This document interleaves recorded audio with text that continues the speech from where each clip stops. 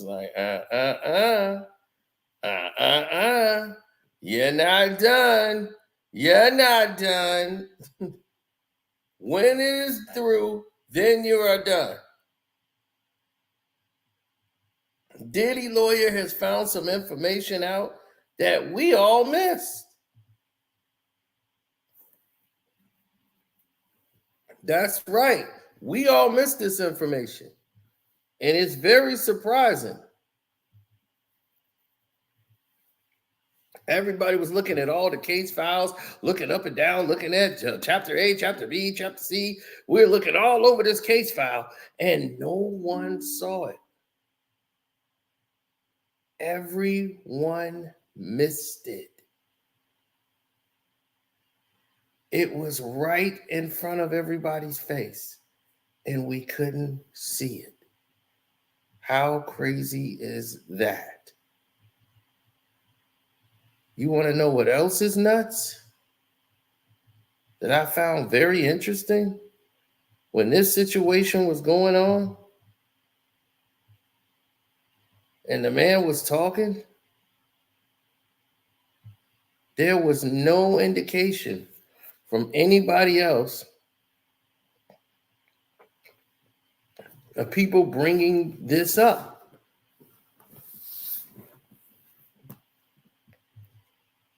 And only when I saw the lawyer make the actual statement, I said, wait a minute, let me go check this out for myself.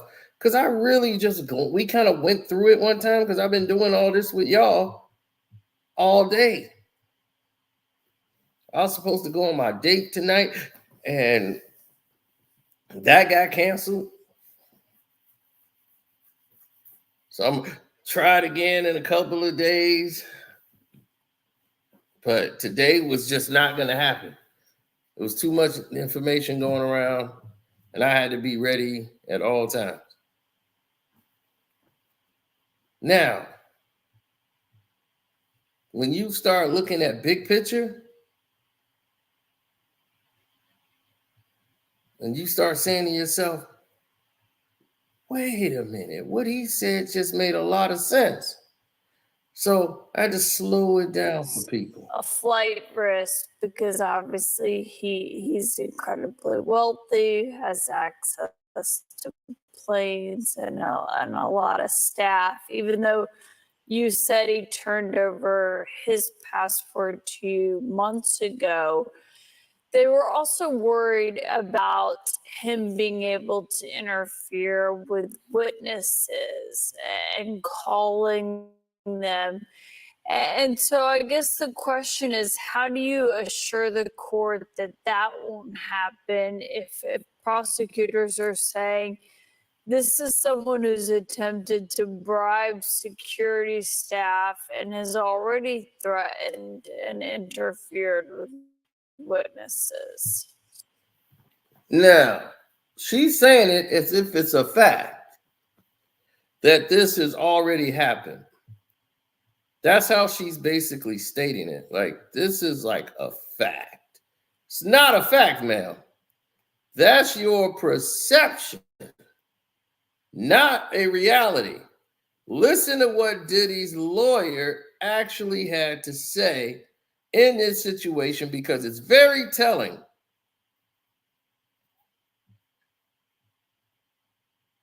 It's very telling.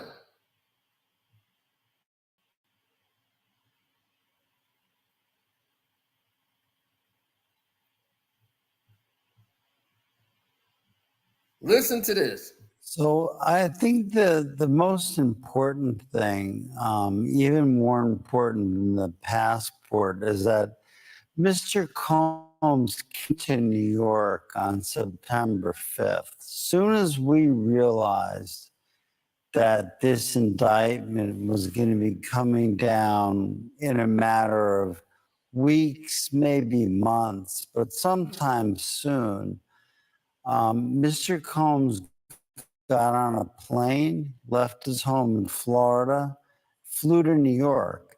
I called the prosecutors myself. I said, Mr. Combs is in New York. Do you want to know where he is? If you want to know where he is, I'll tell you where he is, but he wants to surrender. He's here to surrender. They didn't want him to surrender because if he surrenders, they don't get to tell the judge that he's a flight risk and he's a danger. Because who, as a danger and a flight risk, would fly to New York and surrender? So they didn't want him to surrender. That's why they were ignoring him every time he reached out.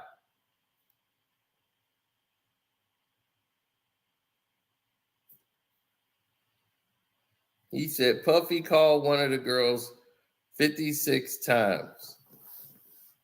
Well, did he get in contact with her 56 times? It must have been a reason he's called somebody 56 times.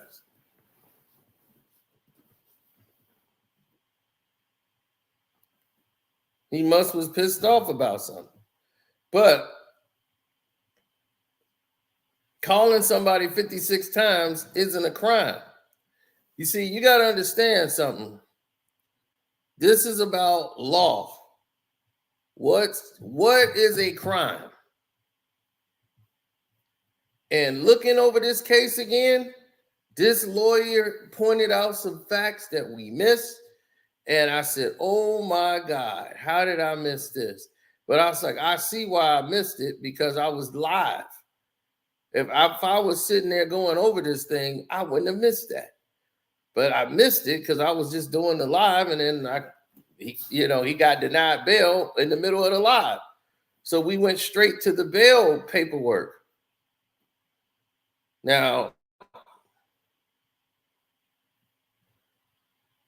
So since September 5th, you had known, you expected it was likely he was going to formally face charges. So I really knew he was formally going to face charges on March 25th, the day of the searches, when Homeland Security searched his Los Angeles home, his Miami home, and his airplane. I knew that day by looking at the search warrants. I mean, I've been doing this for a while. This is not my first or 100th rodeo. That this was going to come as a matter of time. What I realized in early September is that it was coming soon. And so it was time for Mr. Combs to come to New York, which he did. And let me just point out one very important thing. The prosecutors are seizing on something that happened 8 years ago. You know, this video that we've all seen, and it's a bad video for Mr. Combs, and he said so himself when he gave his apology. This is 8 years ago, and the prosecutors are talking about him bribing a hotel security worker. There was no criminal investigation. This was just a matter of personal embarrassment because he and the person in the video were in the midst of a 10-year relationship that was difficult at times, that was toxic at times, but it was mutually so. And this whole notion that Mr. Combs is forcing drugs on someone is just nonsensical, and it's going to prove to not be true. Well, on that video, he initially denied the allegations when his then girlfriend, who is in that video, filed a lawsuit last fall. Now, it's too slow.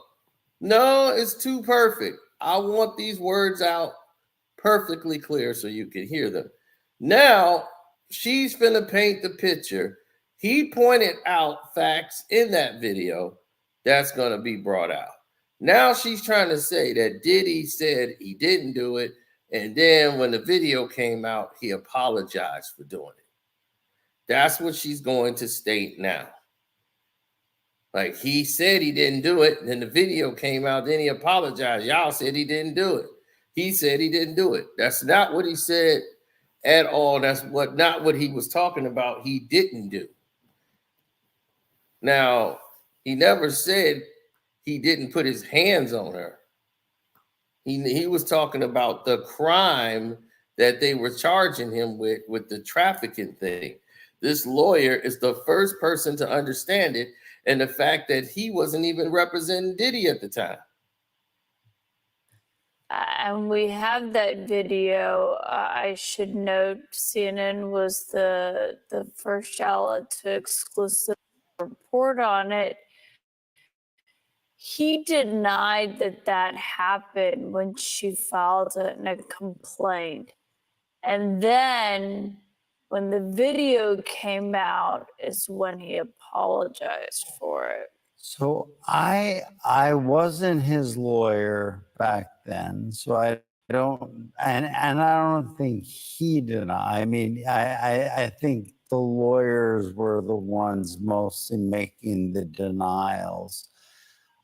I think they were denying sex crimes. I mean, because at the end of the day, the gravamen of that civil complaint wasn't a misdemeanor assault, which is what you see on that video. Not minimizing it, but it's a misdemeanor assault. Let that be known. He just told you a misdemeanor assault.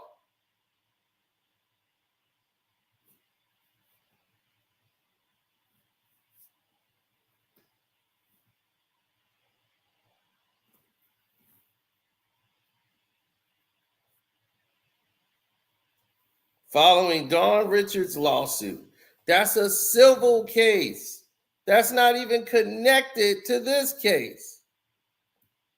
That's a whole nother case.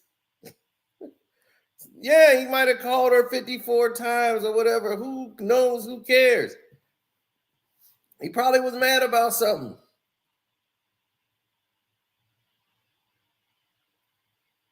But if he got them on the phone, he ain't gonna call no 54 times. He probably was pissed that somebody he probably helped was lying on him.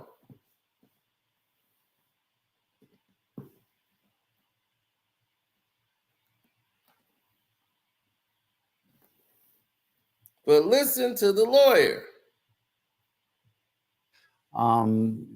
What the gravamen of the complaint was sex crimes, and he denied that, and he still does. Well, you're saying that this is all just about that one relationship, but when you read through the indictment, they say that there's not just one victim. They say there's multiple victims here today. And what I heard described was they said they have 50 witnesses or victims. Yeah, I think it's 49 witnesses and one victim.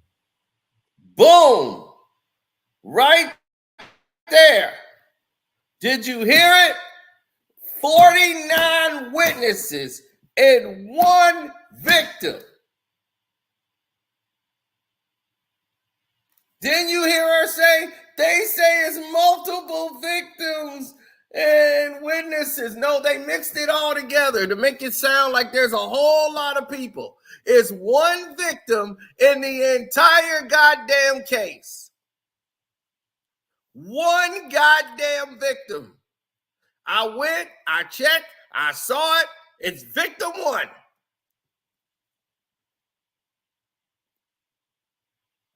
And we assume that is Cassie, who they built this whole case around. It's one victim. And they got 49 witnesses that they talked to. There is one victim in this case.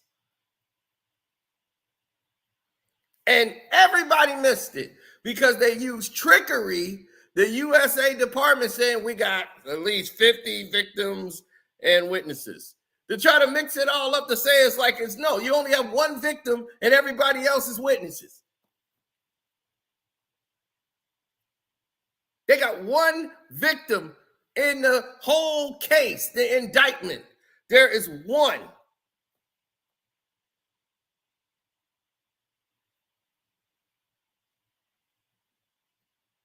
But you see how they use trickery of words that the State Department did? They know they got one victim. So they know if they only had one victim, who is Cassie, who allegedly is Cassie,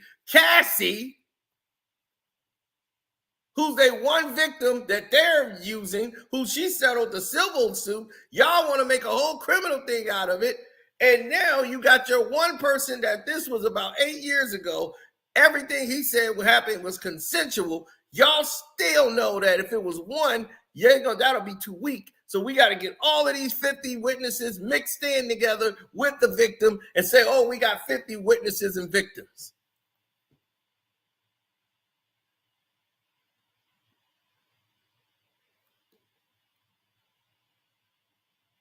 This is the State's Department playing dirty,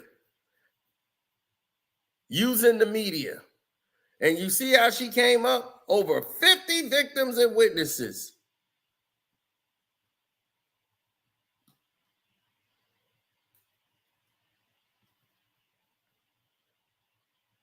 Right.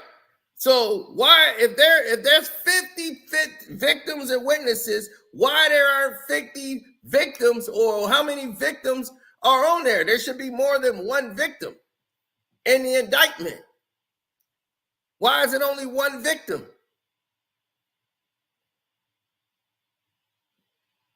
All of this stuff Diddy is doing, why is it only one victim?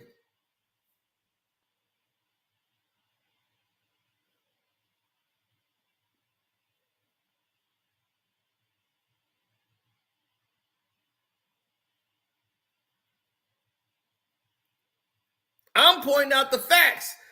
It's in the case. Everybody downloaded the goddamn case. I sent it to y'all. Y'all on the Patreon. Y'all got it. Look it up.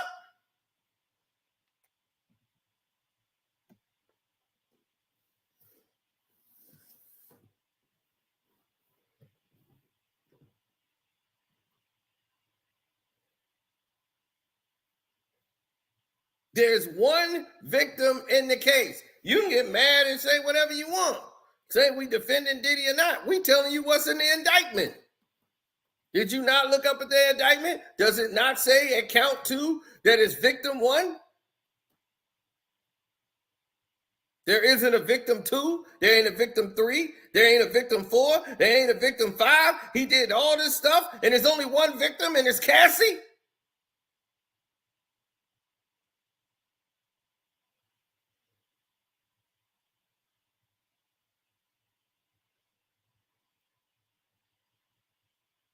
Outlaw, I'm not talking about what he's saying he thinks.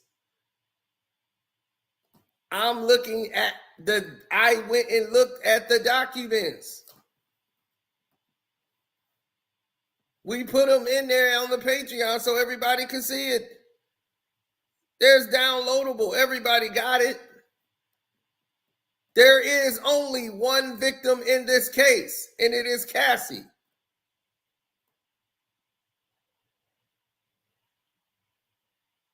Outlaw just avenging Pac. I know. You want to avenge Pac, you go get Keefy D.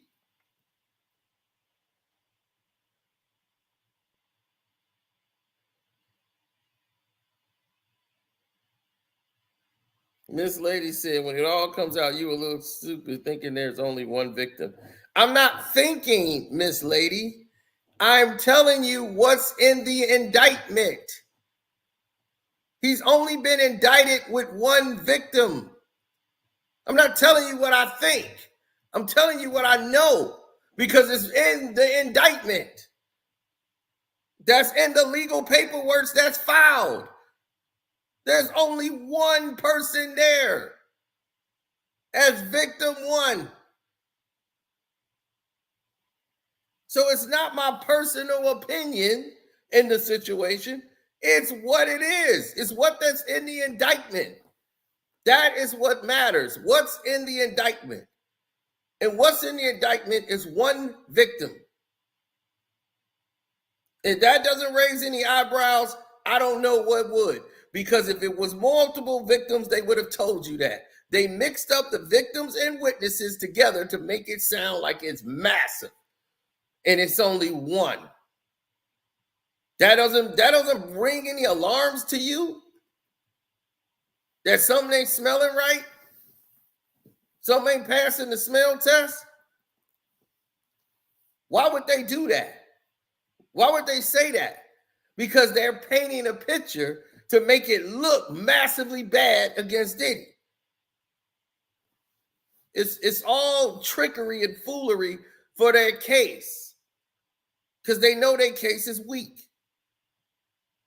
I think if you broke it down, and I say that because count 2, which is the sex trafficking count, has victim number 1, and there is no victim number 2 anywhere in the indictment. So It's not there, people. I told you. He just told you. I just told you. I went and checked because when he said it, I couldn't believe it. I went back and I checked. There is no other in person indicted. It is one person.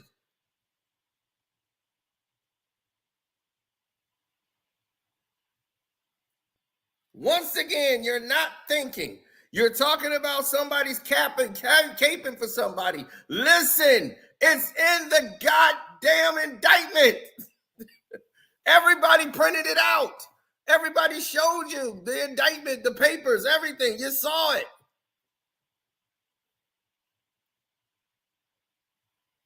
It's only one. It's only one person.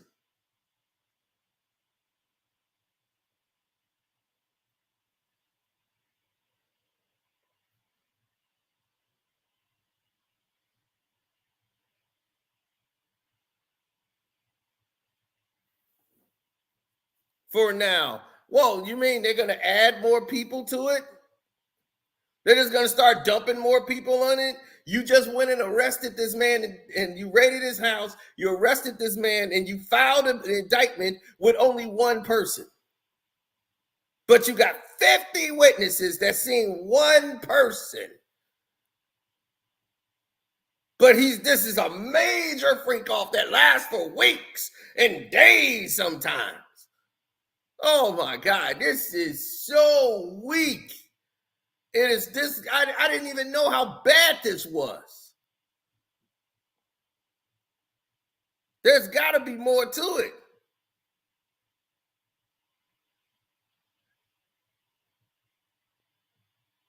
I don't care what you're saying. It could get him 15 years. Every charge could get him 15 years. There is no trafficking, in my opinion, at all. Now, this whole thing that's going on right here that he's talking about,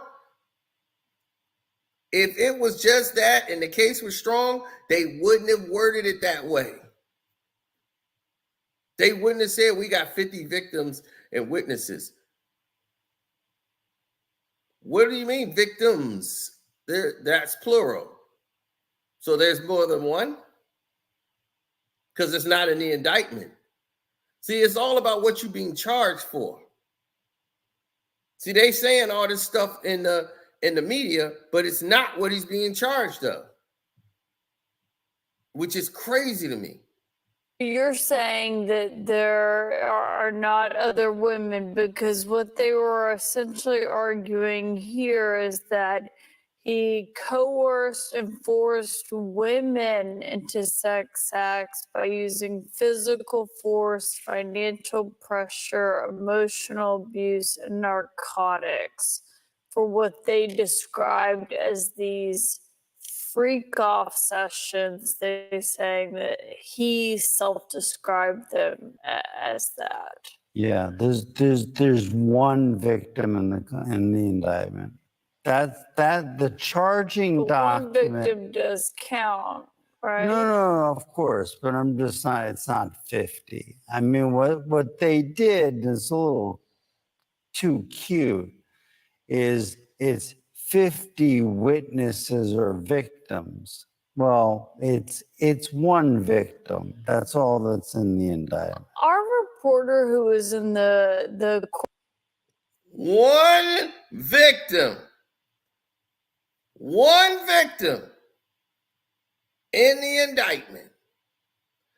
Let that sink in. They made it sound like it was about 35 people coming after Diddy in this case that they had for the grand jury.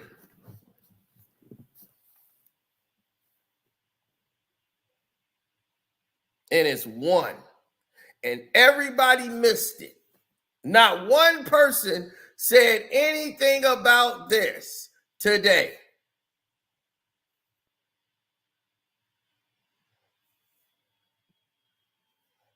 It's 11 victims. No, it's not. No, it's not 11 victims and 52 witnesses. It's not in the doc. Where is it at? What, you show me where it's at in the indictment. I have the indictment. I've seen the indictment. I'm quite sure his lawyer has read the indictment. So his lawyer is not going to sit here and say there's only one victim and there's 11.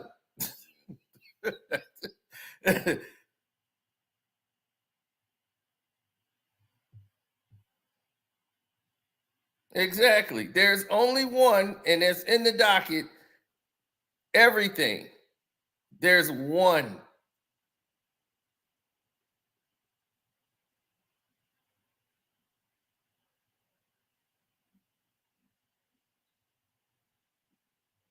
He ain't got to leave nothing. This is the weakest case I've ever seen the grand jury. I can't believe they did all this for this weak and lack of evidence. I mean, they're going off hearsay. They're taking people who are not even credible. They're taking their accounts. People who tried to shake down for money. They're taking information from people like that to try to build a case. It's like desperation. And it's like, what are you doing it for? What are you doing all this for? He came to surrender and turned himself in. They didn't want him to surrender. They wanted to do it like this. Then they denied him bail, $50 million, to say, hey, here's $50 million. I've seen people on trial for murder get bail.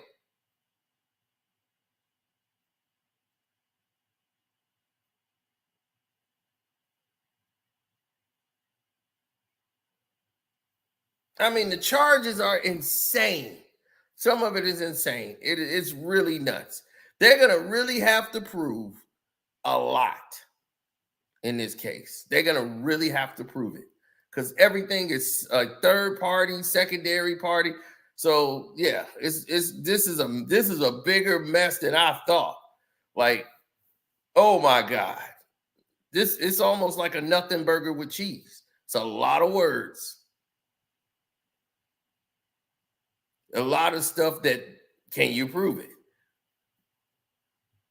Listen to this lawyer. courtroom today said that he appeared to have a stunned expression on his face. Was he surprised that he was arrested last night?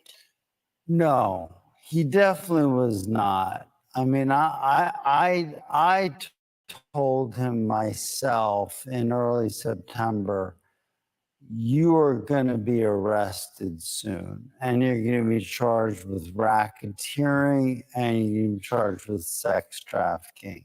So come to New York.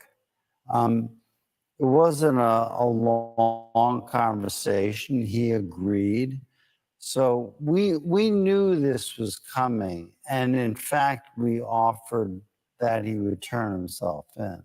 So if there are these witnesses and victims, and as you're saying that you believe it's one victim and 49 witnesses who saw this behavior, that's pretty powerful, though, to have that many people who have, if they go to court and argue that they witnessed this behavior by your client. Well, What's your no. defense against that kind of? So now she's putting his pressure on him to basically say, oh,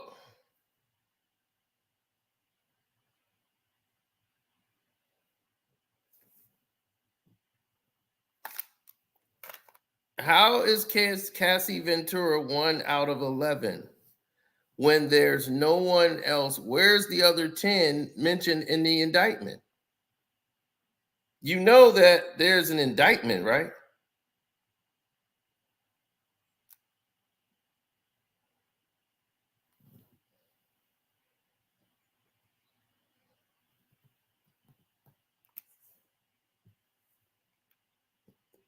That's right. If it's not in the paperwork, it's not relevant in the case. It's what we trying to tell people. It's not about what you know, it's about what you could prove. Denzel told y'all wasn't listening.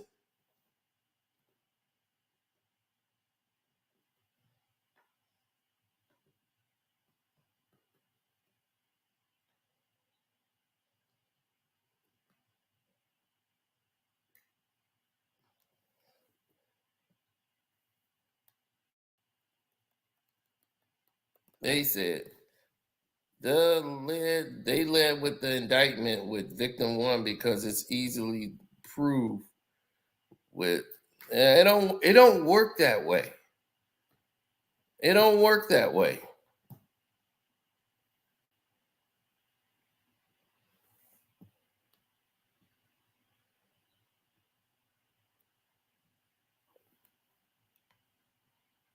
Talking about it's coming, Sino. I have the indictment in all 10 cases.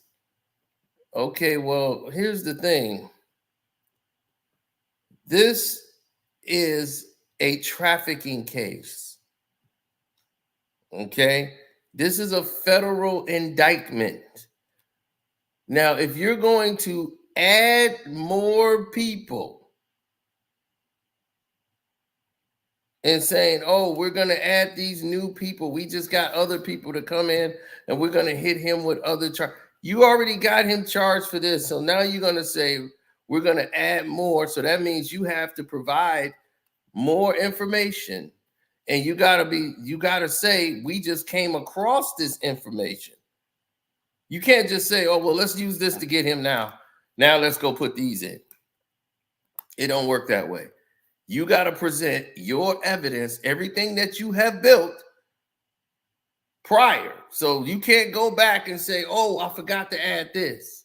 We're going to add this to it too. No, that had to be done after the fact you filed. If you found something new after something you filed, and then that would have to be reviewed, that has to go back into a case. Then that's the only way they're going to add it to the case. You can't do that. Remember, you're innocent to proven guilty. Not let's go dig up some more evidence. Let's go dig something up, or we gonna hit them with this one right now, but we gonna hold these back. No, it don't work like that. You got to present all your evidence that you have found and compiled.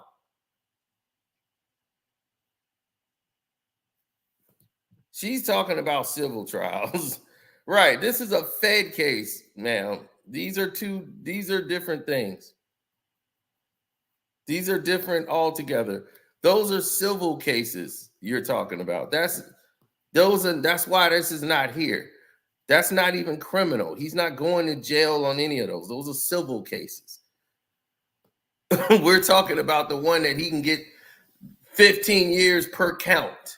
Okay, this is a Fed case. This is the case that matters. There's only one.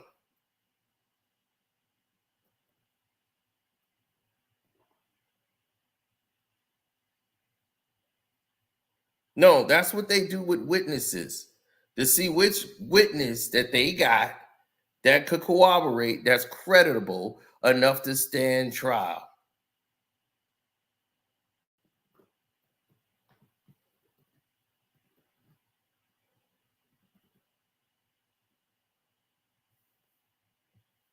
There is no RICO.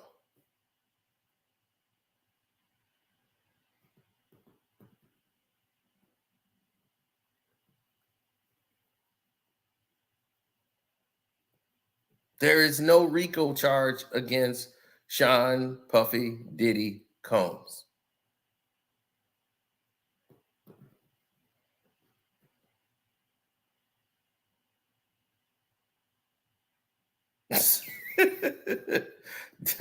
Okay, there isn't.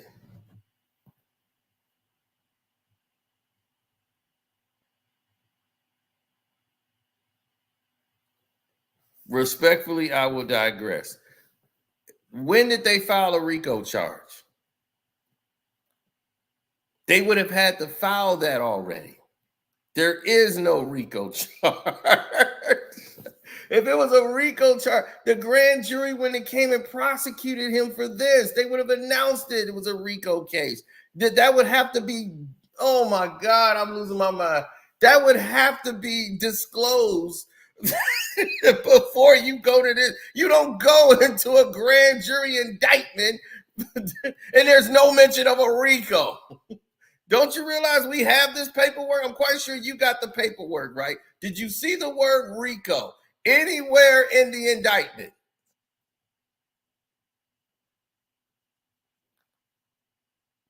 The racketeering charge, that's going to be a RICO case? Come on, man. No. It's not a RICO case. Come on.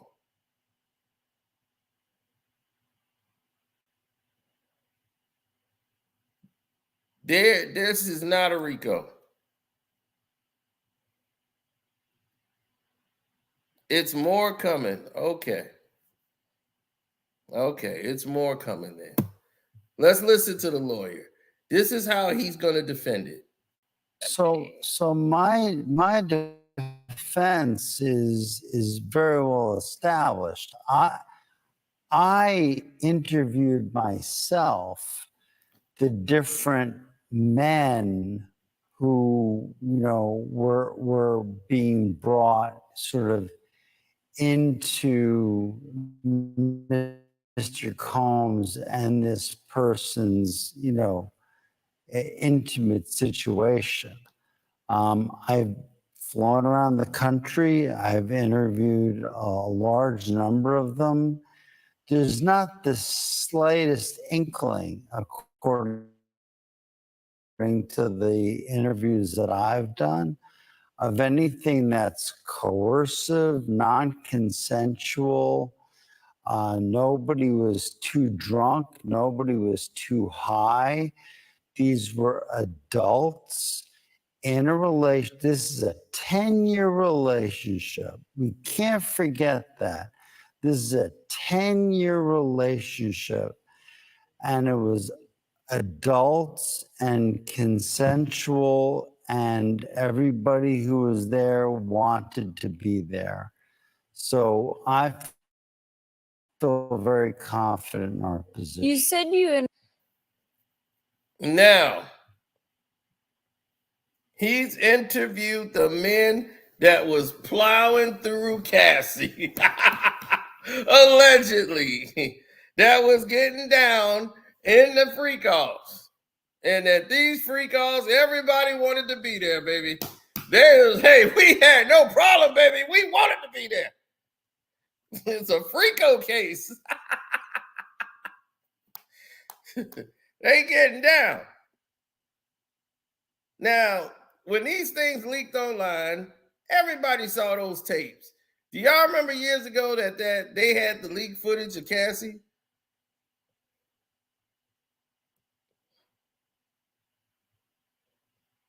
And it was floating around the internet? And 50 Cent actually got it and saw it? We saw it too. You can probably find it. It's all over the internet. You seen her pictures everywhere. Did she look like she was under duress? Did she look like she didn't want to be there?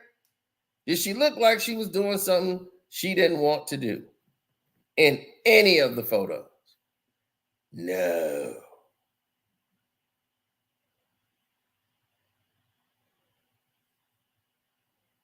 Yeah, they mentioned that. You know what's that? You know what a mention is? Somebody saying something does not necessarily make it so. Interviewed the men, but what about the women? I haven't interviewed the one. The woman's not available to me. She's presumably a grand jury witness, and we would not. We cannot try to interview a grand jury witness. Meaning Cassie. Because there's only one. There's only one. We cannot interview a grand jury witness.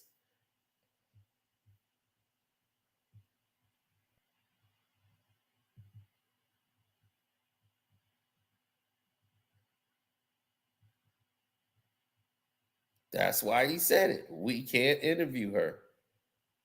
Because why would he? Right? As I told you. Cooperating with the feds. They only have one witness. And you don't think that there are any other women who are going to say that they were coerced into this, given drugs, and essentially as prosecutors for saying that that's what kept them compliant?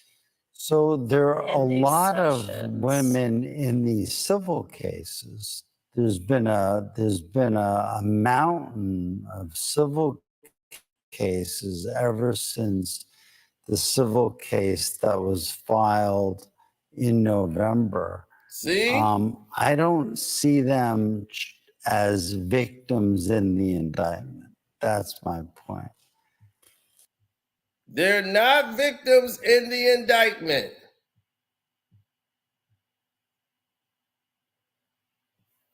They're not victims in the indictment.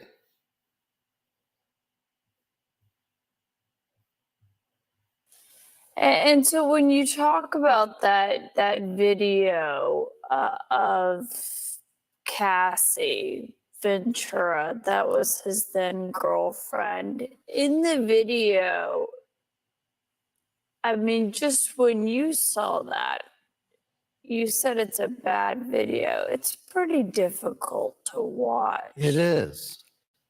No question. So let me tell you what happened. Will that be used as evidence in court, do you think? 100%. 100%. So what I said in court today, and I'll say it again here, is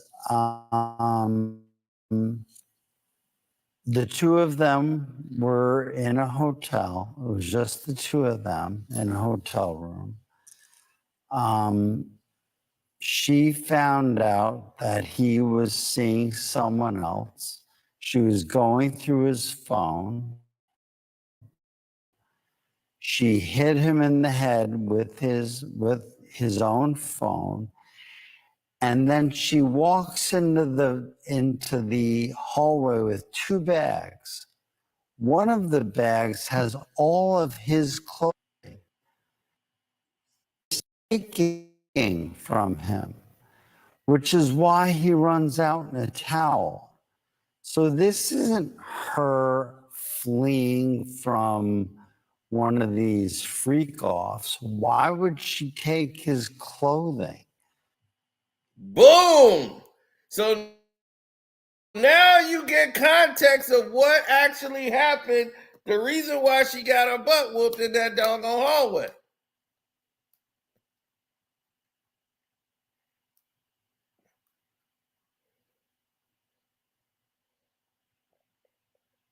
She had two bags. One of the bags is Diddy's clothes. She took his clothes and she wasn't just leaving, she was leaving with Diddy's clothes. That's why Diddy got a towel. She got Diddy clothes.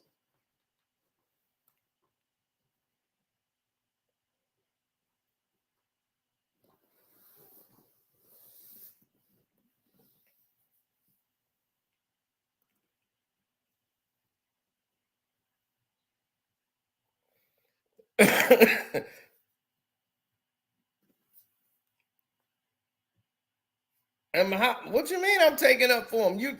That's not me talking. That's the lawyer. That's the lawyer telling you that. That's Diddy's lawyer. He told you what happened. She hit him upside the head with his phone when she went through his phone and saw him in there with Gina. She saw Gina, that was it. She lost her mind and she went off.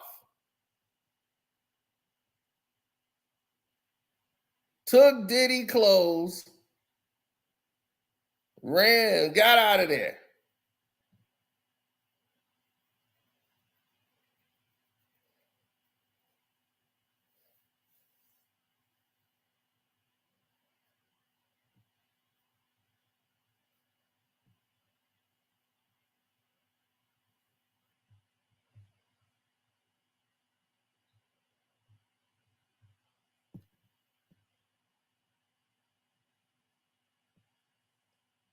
She had two bags. One was his clothes. That's why he ain't got no clothes. He went running down the hall in a towel. That's not what it is. And when the evidence comes out, this is going to be completely different than the government's portrayed it.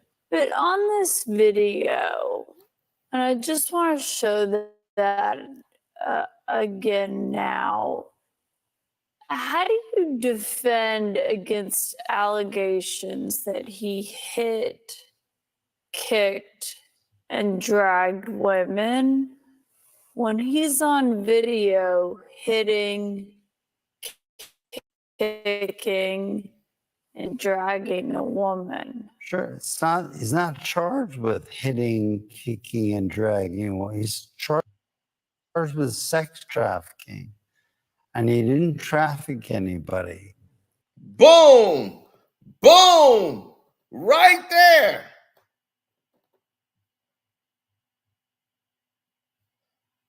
Right there. He's not being charged for that. So why do you keep reiterating something he's not being charged for, lady? He's not being charged for that.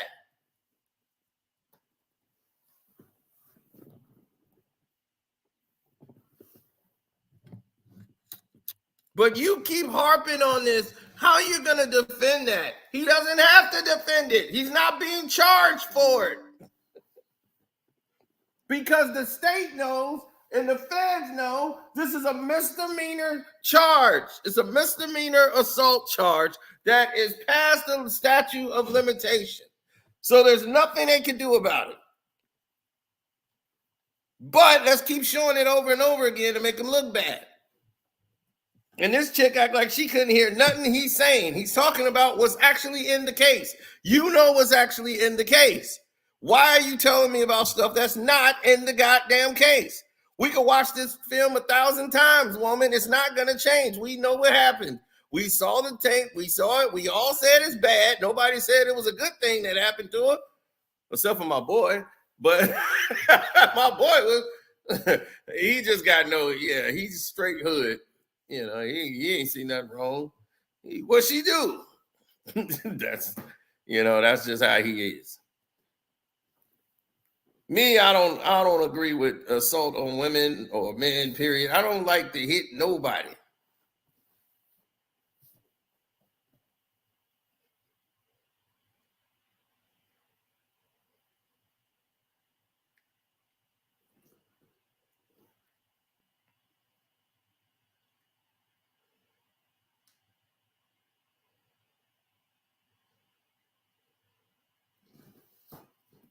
Y'all mixing up civil case with criminal case. He has one criminal case, and that's the federal case that he got right now. That racketeering charge is so weak, that stuff gonna get thrown out. that racketeering, that stuff is just there to look like it's only the sex trafficking thing that's gonna really doom them. They gotta prove that. But he's charged with a conspiracy here where he was using physical abuse, emotional abuse, financial pressure, as prosecutors allege, to keep these women in his fold. Maybe just Cassie Ventura, but keeping these women in the fold.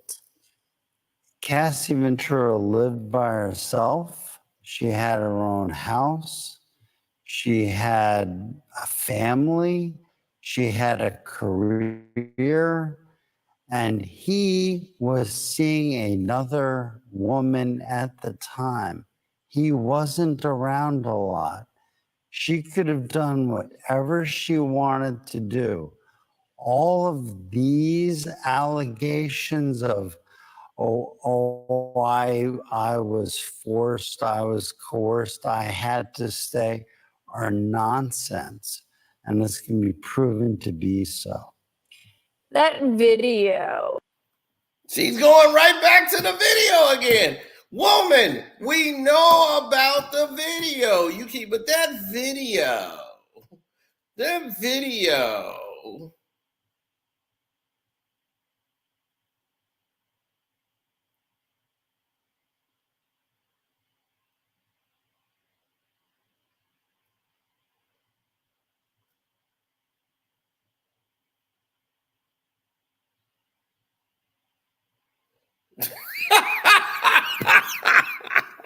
It's not really 18s and tails.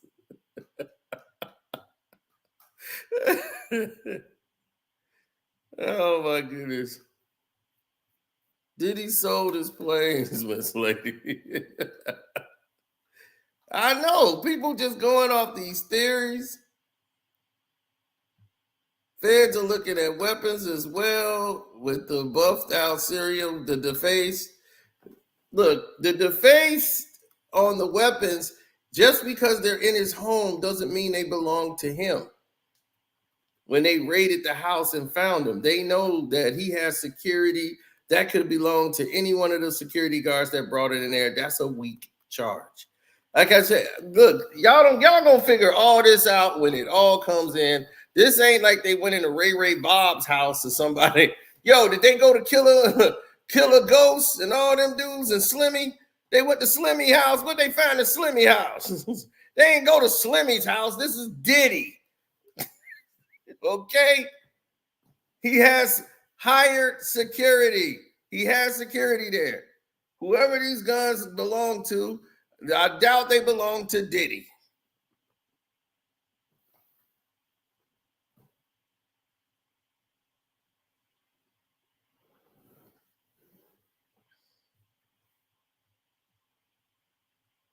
But like this guy just said, you would have to prove that.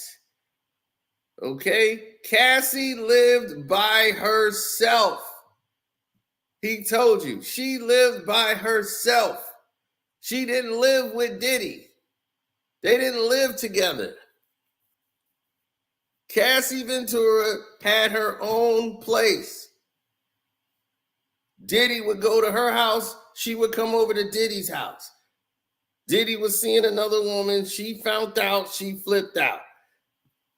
All this stuff about the things that he said about the trafficking, he says he's got the information to prove this is not true. And there's only one victim in the case. After all this stuff they trying to dress up, in this federal case that they got, there's only one victim in the indictment. And it doesn't say her name, but we're looking at her.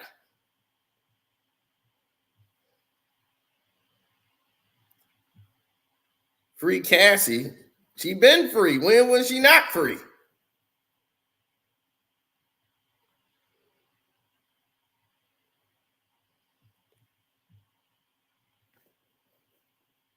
I expect the feds to have a much stronger case than what they showed. Well, they can't, because what they showed is the case they got to present. You can't present something new unless you just discovered it. Now let's go to the next level of things. In the indictment, it alleges that your client paid hotel staff $50,000 to make it disappear from the hotel surveillance system. Did he pay off the hotel staff? Not that I know of. I know that's an allegation. I don't know that is true. What I was concerned about when I heard about this allegation is whether there was an allegation that there was some sort of law enforcement investigation pending, because then that would be a crime.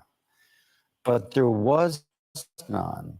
And so this is not a crime. You talked about, you said you're portraying this as adults who were at these events that. Now, he says something very key there. And I want y'all to understand this.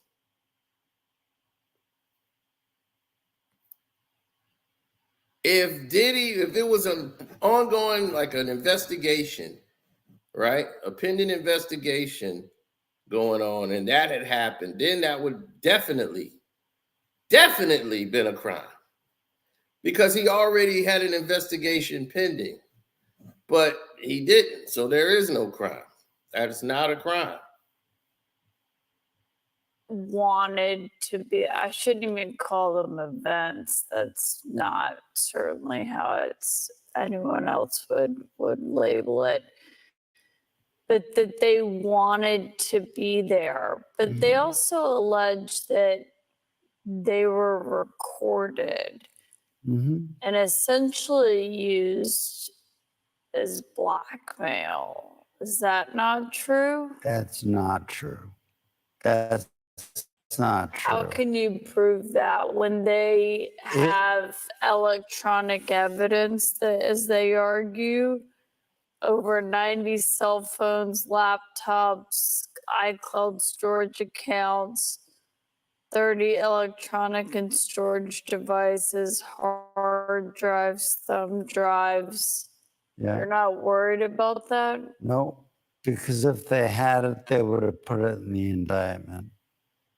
Boom! Boom! Did you hear that? Did you hear what the man just said? I'm not worried about it, because if they had it, it would be in the indictment. It is not in there. I checked. It's not in the indictment. So where is everybody getting this 90 cell phones, 30 iPhones, the iClouds? We got this, we got that. What the hell are they talking about? It's not in the indictment. It's not there.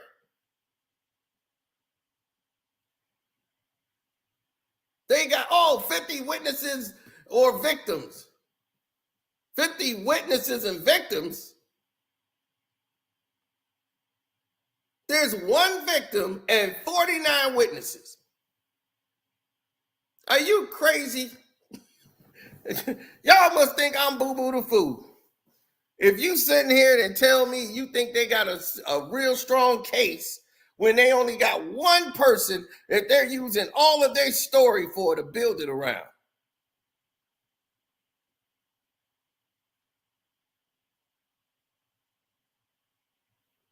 Yeah, I mean, it's scary as hell because they lock you up with this little bit of crap they got. I would be mad as a bear.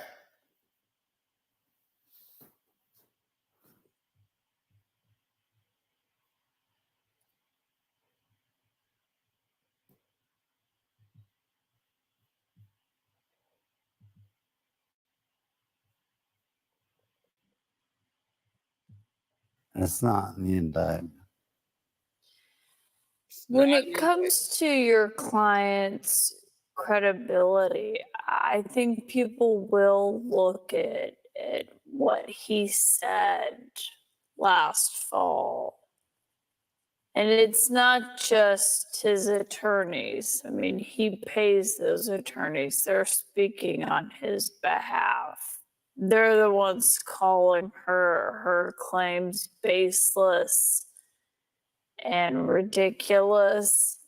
And when you read the indictment today, they line up with what she alleged in that lawsuit last fall.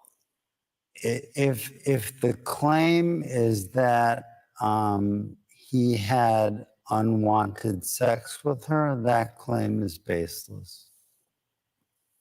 And it will be proven to be baseless when we have a trial. But the claim is obviously the conspiracy, the racketeering. It's much larger than just that, obviously, as you know. It is, but the government wants it to be. But count 2, which is the sex trafficking count, relates to one person and one person alone. All of this talk of dozens of victims and 50 witnesses, if they had that, if they really had it, it would be in the indictment. Boom. Boom. If they really had it, it would be in the indictment. It's not cap. Everybody got the indictment. Everybody got the indictment. It's not cap. I went through it. Almost dropped my laptop in the bathtub. I was in the tub, rubbing dub. I'm in the tub. Then I heard this man said, and there's only one person in the indictment. What the fuck? One person. One victim. Hold on. Let me pull up this file. Because I never really went through it. I was like, I never really kind of went through it. Because on the line we stopped because Diddy got denied and then that paperwork from the denial came. So we never really got that far in it. So I said, we didn't really get there. And then I made it available to everybody, but I was live, so I didn't have time to really go through it. Let me go check this out. And I said, there it is. Clear as day.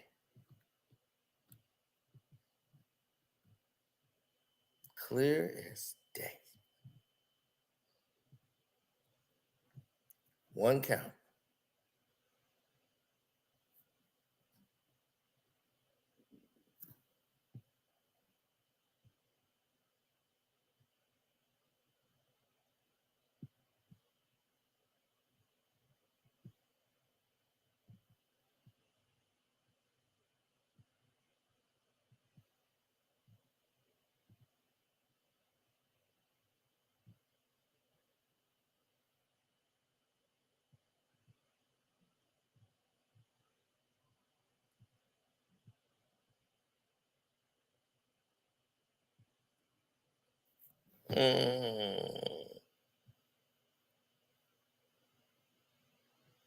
The racketeering charge, blah, blah, blah. Oh, yeah, you know, it was crazy.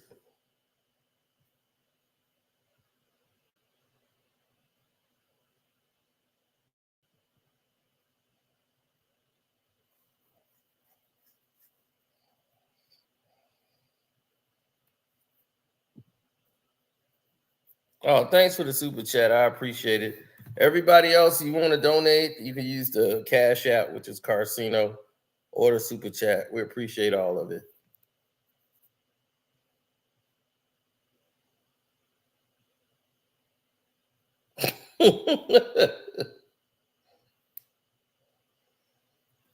That's right, Black Sigma.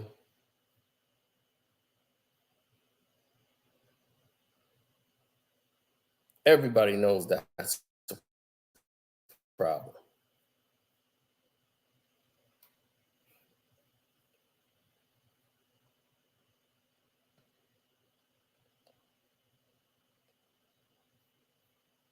Yeah, they did the same thing to Chuck Berry, traveling a white woman crap past state line.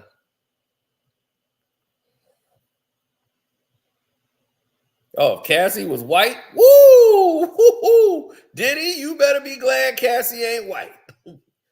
Woo-hoo! Buddy, be glad.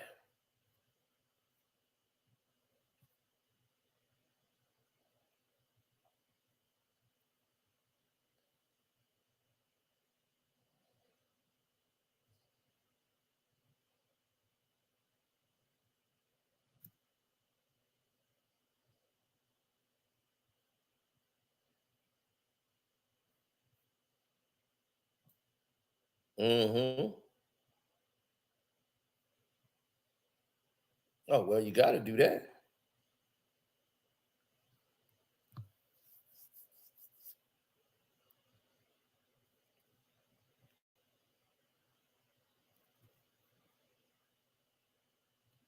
Because that's what matters. At the end of the day, that's the part that matters.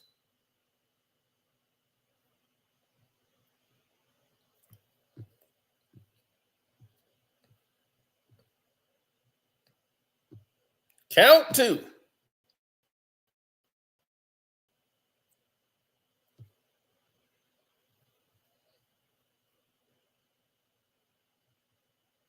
There you go. Good old count two.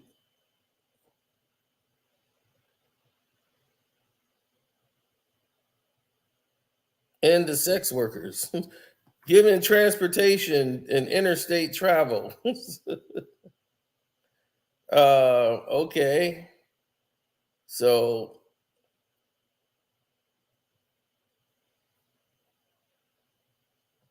okay, let's take a little look.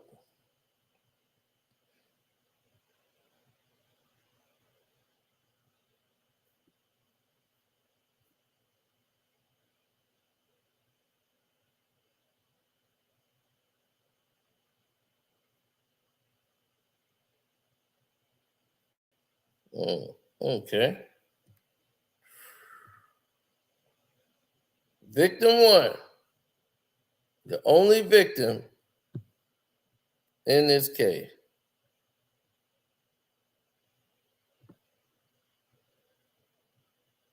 There it is.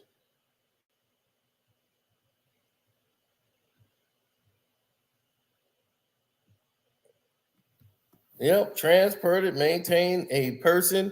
Victim one. Y'all see it, right? Victim one. which is the only victim in this entire case. Victim one. Victim one, to engage in commercial sex and everything else regularly. Victim one was engaging in commercial sex as a result of fraud and coercion. That's it. That's all that's mentioned when it comes to the traffic. It's one person. Victim one. Because there's only one victim in the whole thing. Show me another victim. Now, you talked about count 3, the transportation to engage in prostitution. Now,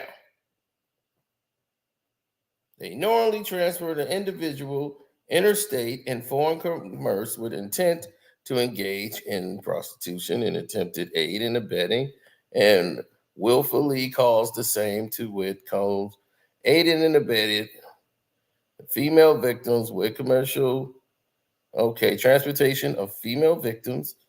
Who are the female victims? And commercial sex workers in interstate and foreign commerce on multiple occasions with the intent to engage in prostitution. Who are they? That you can't just say that. Transportation of female victims. Who are the female victims? They're not in the indictment. So who are the female victims? And commercial sex workers. I love how they keep saying commercial sex workers like it's a legal profession. It's a crime. Y'all make it sound cute by calling them commercial sex workers like it's an occupation, like they got a union, like they got free dental. It's a crime. So you want to tell me that a crime, they're criminals doing a criminal act, but they okay. We don't want the commercial sex workers. Listen, forget them. Let's go after the guy who wanted it. That's the one we gonna go after. The guy that's giving him the money. Allegedly.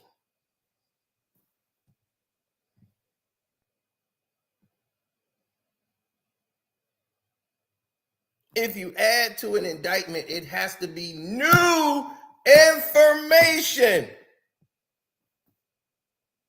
Once again, let me tell you again, it has to be new information that the judge has not seen before. This has to be something brand new. Couldn't be nothing you had back when and you're saving it. Nope, it don't work that way because you got to present all of your evidence when you get ready to prosecute. That's how it works.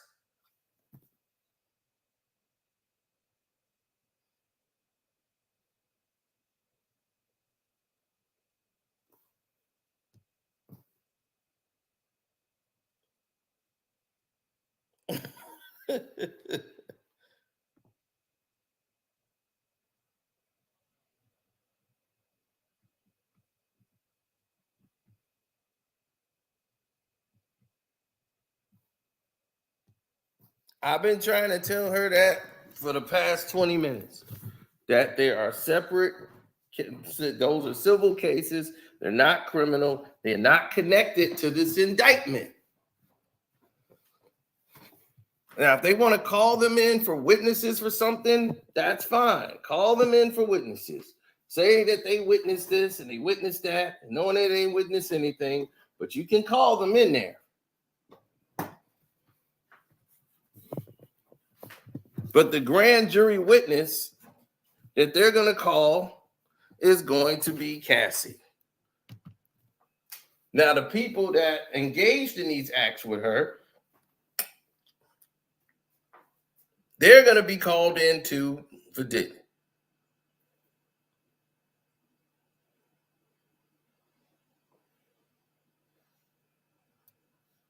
They can add people when they testify. Buddy boy, let me tell you something. It has to be something new because they've already interviewed and got her as the cooperating witness. And we knew months ago she was cooperating with the feds.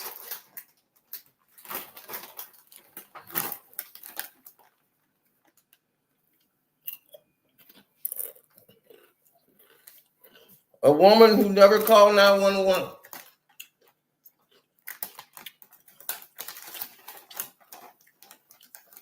A woman who filed a civil charge, not a criminal one. But they so hungry for Diddy.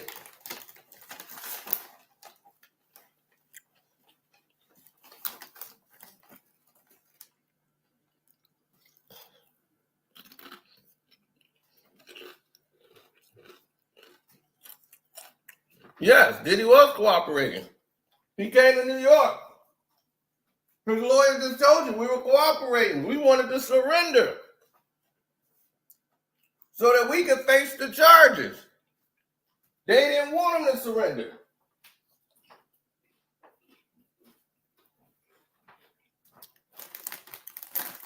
His lawyer told him, you need to come to New York and be around because they're going to start doing the arrest pretty soon. So he packed up and went to New York.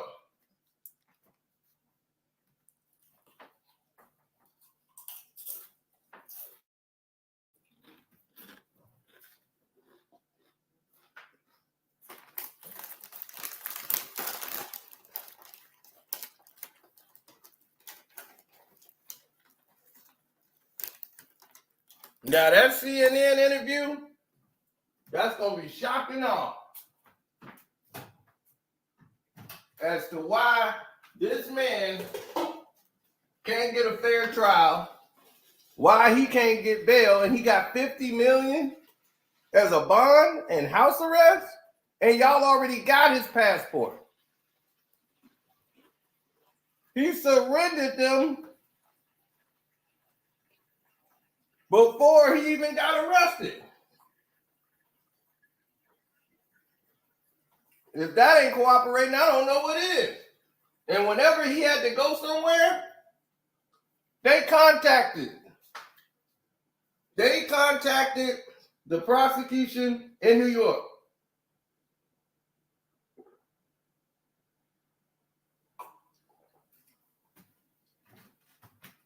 So they knew where Diddy was at all times. When he came to New York, they said, hey, he's in New York. You want us to tell you where he is?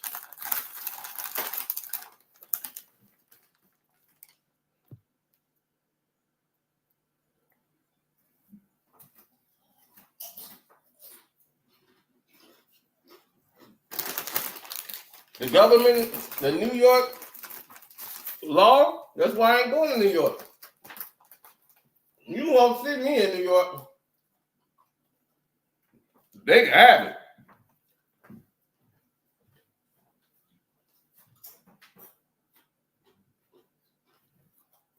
I don't want nothing to do with New York.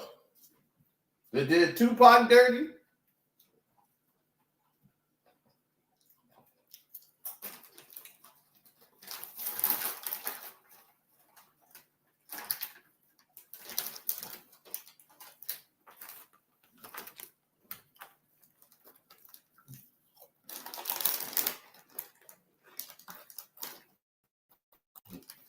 Mayor Giuliani, who I couldn't stand, wanted Tupac locked up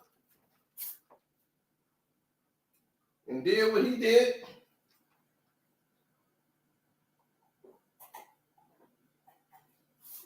Spineless punk.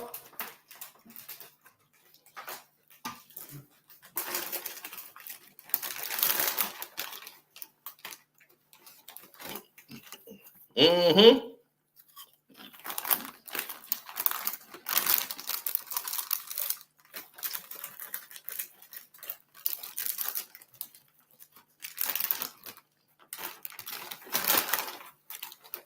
Eric Adams ain't nothing but a puppet. Nobody respect him.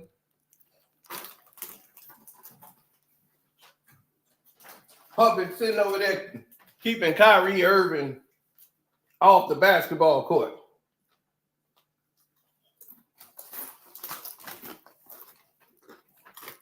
Because he don't want to take no experimental jab in his body.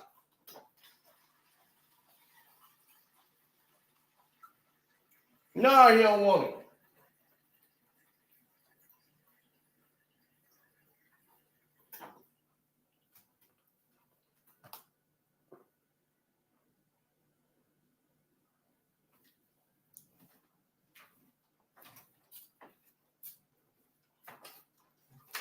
He had every reason to be upset.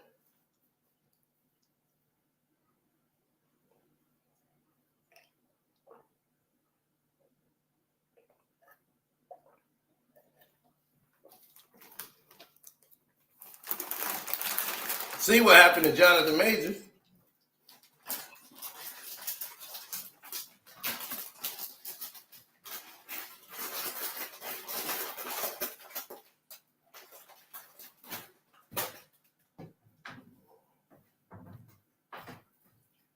Did he get convicted?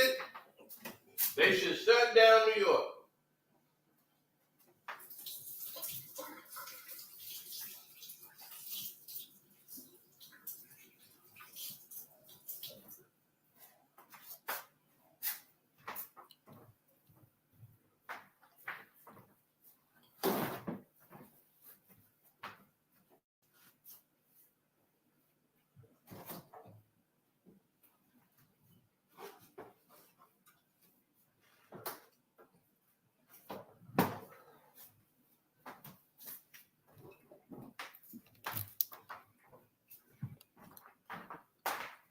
That's how they go after black men. They go after you. They attack you with sexuality. Dr. Martin Luther King, sexuality. Same thing. Sex. Oh.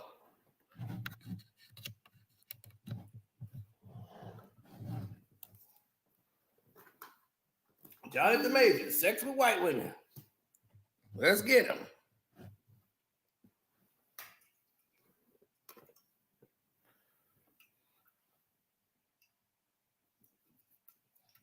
They always use sex. Try to take down the black man. That's all that's on their mind.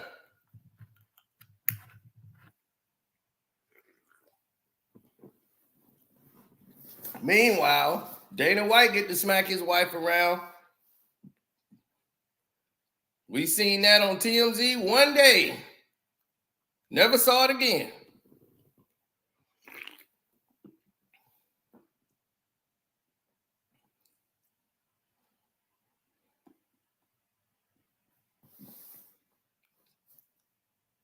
Right?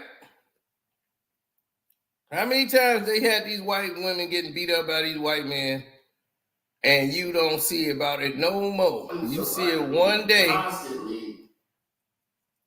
You see it one day, then that's it.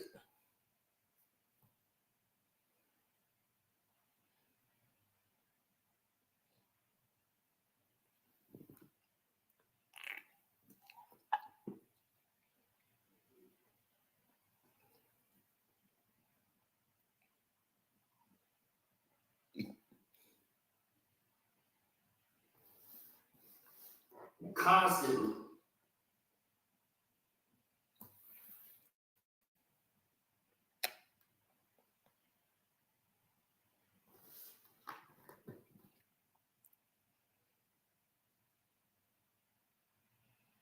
The move.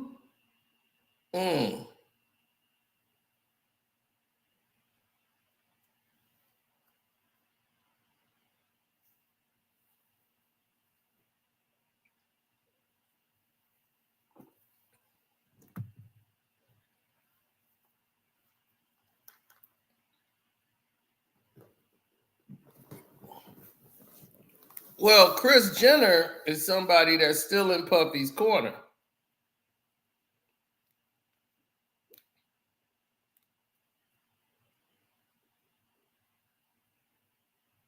Oh yeah, she's been helping Diddy out a lot.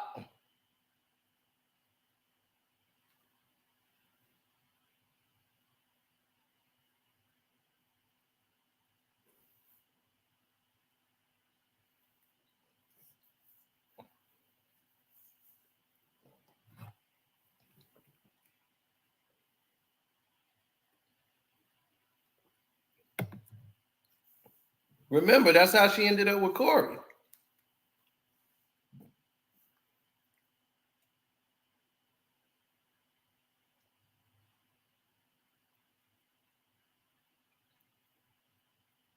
Corey Gamble? You don't remember Corey Gamble? That's how she ended up with Corey.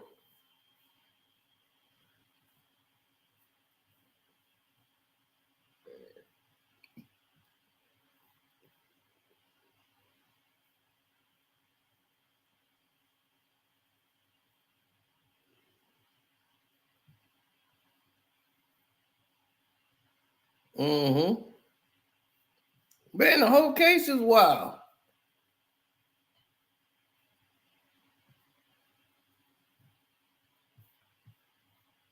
But it's like a salacious amount of words for nothing. But there's one victim in the case.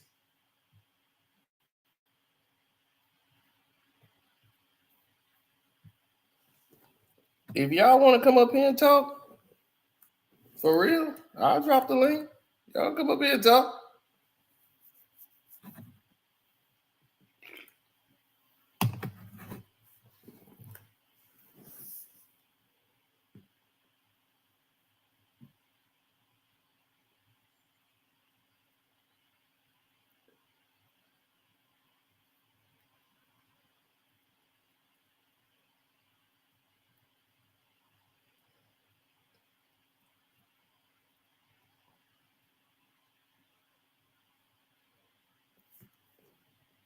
One fake victim. Exactly. One alleged victim.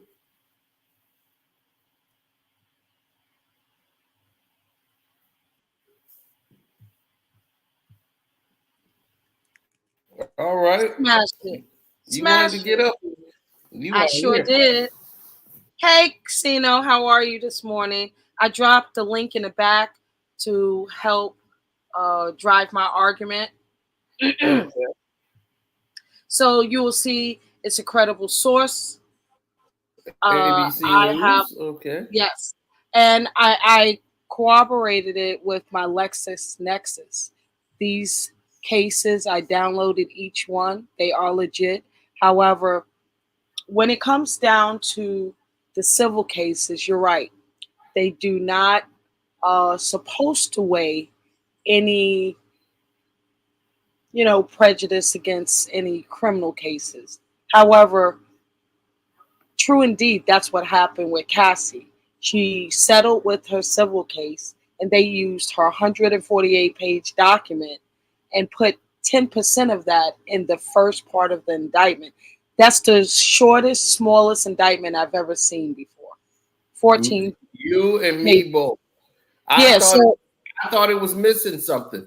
I said, wait a it, minute. it yeah, but there's going to be more. That's why it's labeled victim 1. They don't usually use that language if it's not going to be victim 2, 3 to follow, etc. So they just use that indictment to get him arrested. That's it. That's all they need, that initial indictment. Doesn't mean it can't be amended and addendums added. You Victim. can amend, but here's the thing: in the amendment, you couldn't have this previous information. It has to be new information because a judge has to approve it, and it has to go through because it's not fair to the defense for you to withhold information when it's time to be presented. Evidence, what they call discovery, when they come, that's why they have discovery. Do you have to provide that at discovery?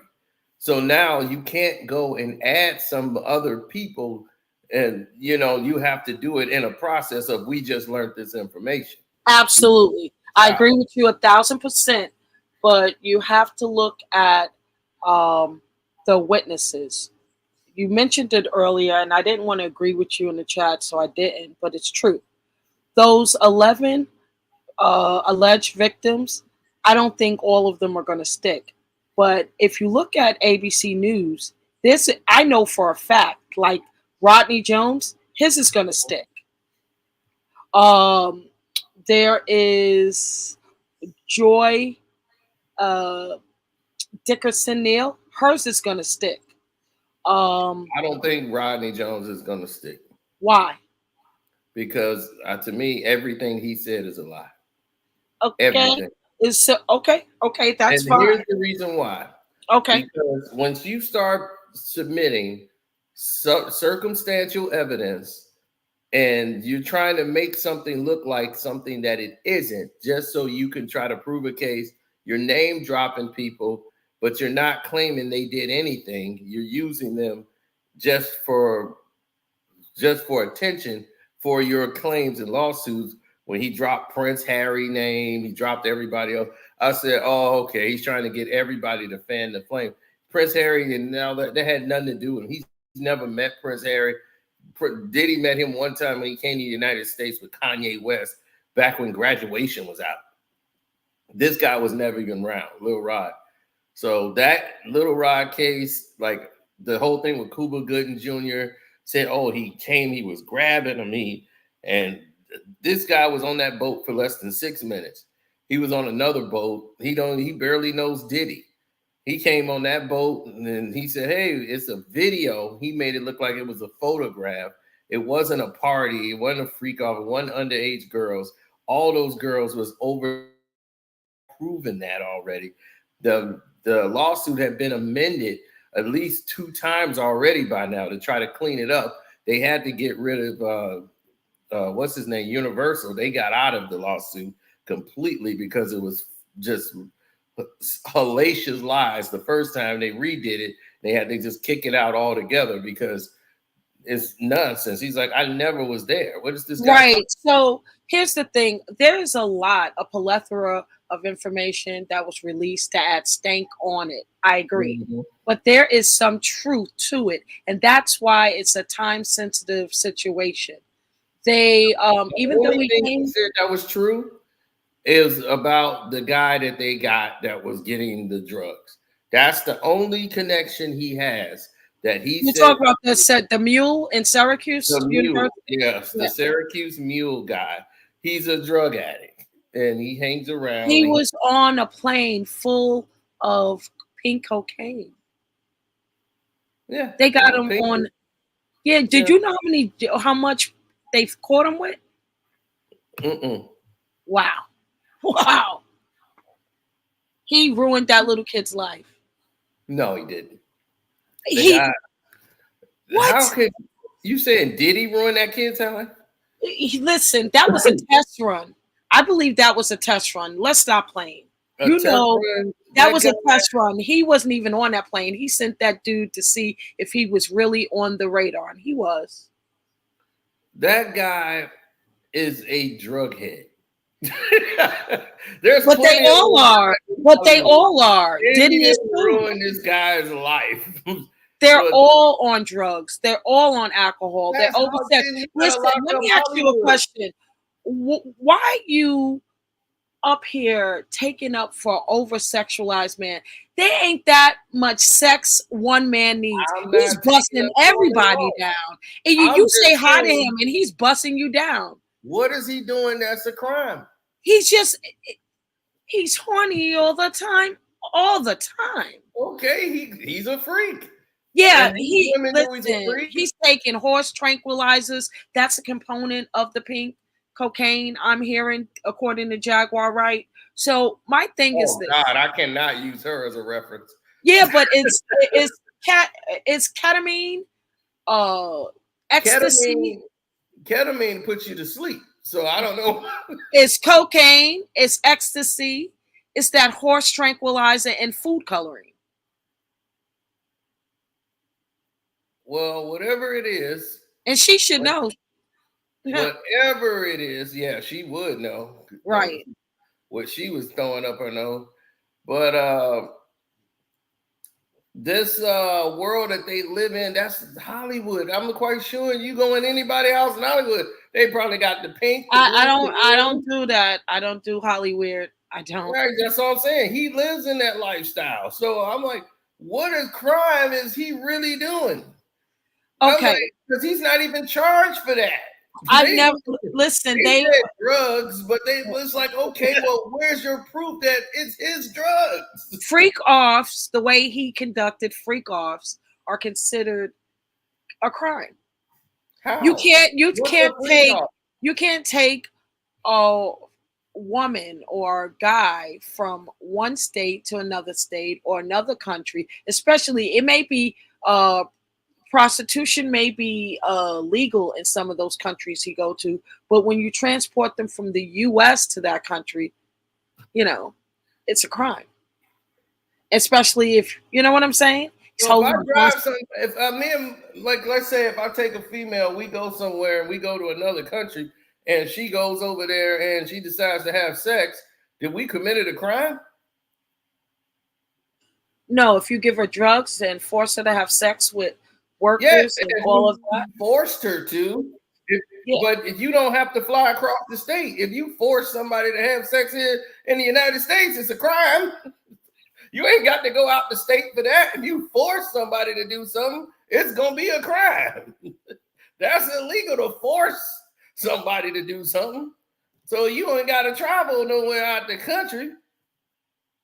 You could be right in the United States of America and you force somebody, you could be right in my house and force somebody to do something, you going to jail. Yes. So let me ask you this. Bill Cosby, they locked him up for less. And you honestly think they don't have anything to make it stick?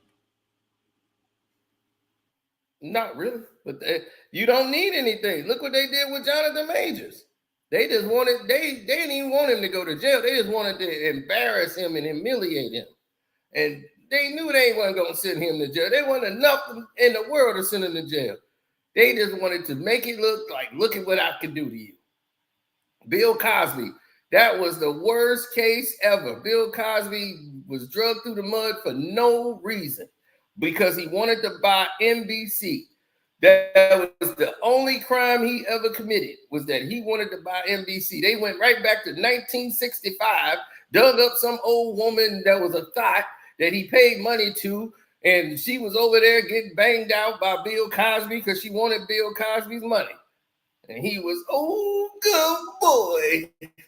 And he was loving it up with all of these chicks. It's weird to me that every woman that stepped up was of no credibility whatsoever. Janice Dickerson, I was like, are you kidding? This chick. Okay. So, okay, you know what? This is what I want to ask you. Being that you have a huge discernment about this case, why do you think it's happening? That's my question to you. Why? If you think he's being railroaded, it's bogus, why is this happening to Diddy? Especially now. Especially now. Now, because he sued. He tried to sue for racism against Diageo, or whatever they call themselves, the liquor company that had his brand, Ciroc, and his other De Leon liquors. This came from them. They're from Chicago. Their dispensary is all the way up here. Their main office is in, their low headquarters is off in the out of the country. But they main United States company, they have two. The one in Chicago and the dispensary is here. The big one is out by my house. So I know exactly how they operate. And those guys did not like the fact he was painting them as racist because they weren't supporting his brand. And they were treating him just the same way they did a lot of other black people who have their own liquor company, was using them as a ghetto, like, oh, their project, like we're gonna make it like sell it only in their area, only in the urban area, and wasn't treating him with the respect that they were supposed to treat a black man. So he said, you guys are racist and these are things that I'm gonna take y'all to court and sue them and then the judge said Diddy had grounds to sue them. And once he saw that and he won that case from the judge, it was going to go to another court. And boy, oh boy, oh boy, those billionaires taught him a lesson. And once this Cassie thing came out, she was suing, and he didn't settle that, and he settled right after the next day. Because he was like, I ain't got to pay that. And they was like, oh no, you're going to pay for embarrassing them. You do not put their name in a news thing, calling them racist and putting their brand out there. Not only did Diddy settle with them and sell the companies back to them, he issued an apology for calling them racist. They bought him out of his companies, paid him off his millions, but they still ain't done with him. He's got to go through this humiliation all the way through. Yeah, And I you think can that's see how one real of many billionaires work. things, because when that occurred, that timeline, he was already catching smoke. So I think it's bigger than that, and I think it's bigger than Diego. I think that was one hurdle that was a part of this smear campaign, and I do believe it's a smear campaign. I don't know why now, because I'm from New York City, and Diddy had a really intense reputation, and this seems like, you know, sweet potatoes compared to the stuff that we've heard about throughout the years. So my question always, like, why now? Is it the election? Is it that he pissed someone off? I don't know. Higher up? I don't know. It seems Oh, the timing. all And of I this is want going, to the make timing sure, is in a row. The timing is in a row. It's all in progression. It's all like right behind each other. Soon as yeah, that happened, all of this start happening to Diddy at one time. true. So I know where it's Well, coming from. And that's how they play ball. The same thing happened to Kanye. Kanye did the exact same thing exactly. with, and they show you really don't own anything. And we're gonna teach you a lesson. Anytime you get out of line and say, I'm gonna sue, and then they show you that they're really the billionaires and you're not. I'm And they not show changing my you tune. where No. I'm looking at the chat. I'm not changing my tune. Actually, I'm sticking to my guns, but I do want to be truthful. I do think that where there's smoke, there's fire, and we know this is Diddy, you know. But for all of the pressure he's getting, I'm almost positive that they have about 20 other people that they could go after that they would have seamless cases and convictions for. Does that make sense? it makes sense, but it won't, because you can't add that many now, because they'd be like, why did you didn't have this at Discovery? No, I'm How talking all of a about sudden, 20 other people in Hollywood they can go after. oh yeah, in Hollywood, yes, definitely. That I mean, yeah, they that could have done easily get, worse. Yeah, that have done worse. And yeah, I'm not trying to no, deflect, they but know that. But see, here's this is that most of these people are on the payroll. Like these people pay the police union in New York. Like they're supporters. Like Puffy was a supporter. That's how he got the key to the city and everything. He's a supporter. He Howard University. He's got an alum, like what they give him a honorary he get an honorary award. He had to give that back. yeah, They he give got him a snatched from doctorate. all of his accreditations. But here's the thing. I think they did that to Mhm. humiliate him. And, you know, I don't know. It's sad. But Diddy was necessary for the culture. But where's the culture today? Yeah, I mean that's the thing. It's not up to Diddy. The culture is what it is now, because not because of Diddy. It's just the whole music industry in general. We lost our identity. We cared too much about diamonds, gold, and platinum chains and rims instead of Facts. buying up in ownership and learning how to distribute our own product. We kept Facts. worrying about our own money and not wanting to unify with people. This is why we stayed divided. Everybody like, oh, I just care about my crew. Me and my crew here, we good. You had Nas selling and making a lot of money. Jay-Z made a lot of money. DMX was selling. They were selling millions of records. And no one cared about hip hop at the time. They didn't realize the power it had until it affected an election. Tupac Shakur, once they decided to go after Tupac Shakur and name all these rappers, when Ice-T made the song Cop Killer in 1991, when he made that song on the rock album, it wasn't even on a rap album, wasn't even on his album.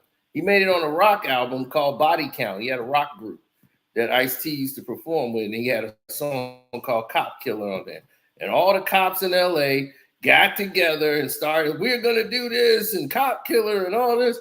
And they made a big fuss about it till Warner Brothers came out, because the vice president who deals with foreign policy saw this as an angle that they could use to cause a fuss and get all these parents and elections coming around the corner. They went against hip hop and they just went and grabbed some names and they said Tupac Shakur's name. And then Tupac at that time, he was doing Brenda's Got a Baby. He was doing Keep Your Head Up, Get Around. He wasn't even really politically going after anybody at that time, really. So they just used him because his name was Tupac Shakur. They just said Tupac Shakur. And they named all these rappers, Dan Quayle did, and Tupac mother knew right then and there it was serious. Pac didn't take it serious. She did. He saw it as free promotion for his album. Like, man, I got the vice president know my name. She was like, you don't know how dangerous that is. Like every police officer in the world.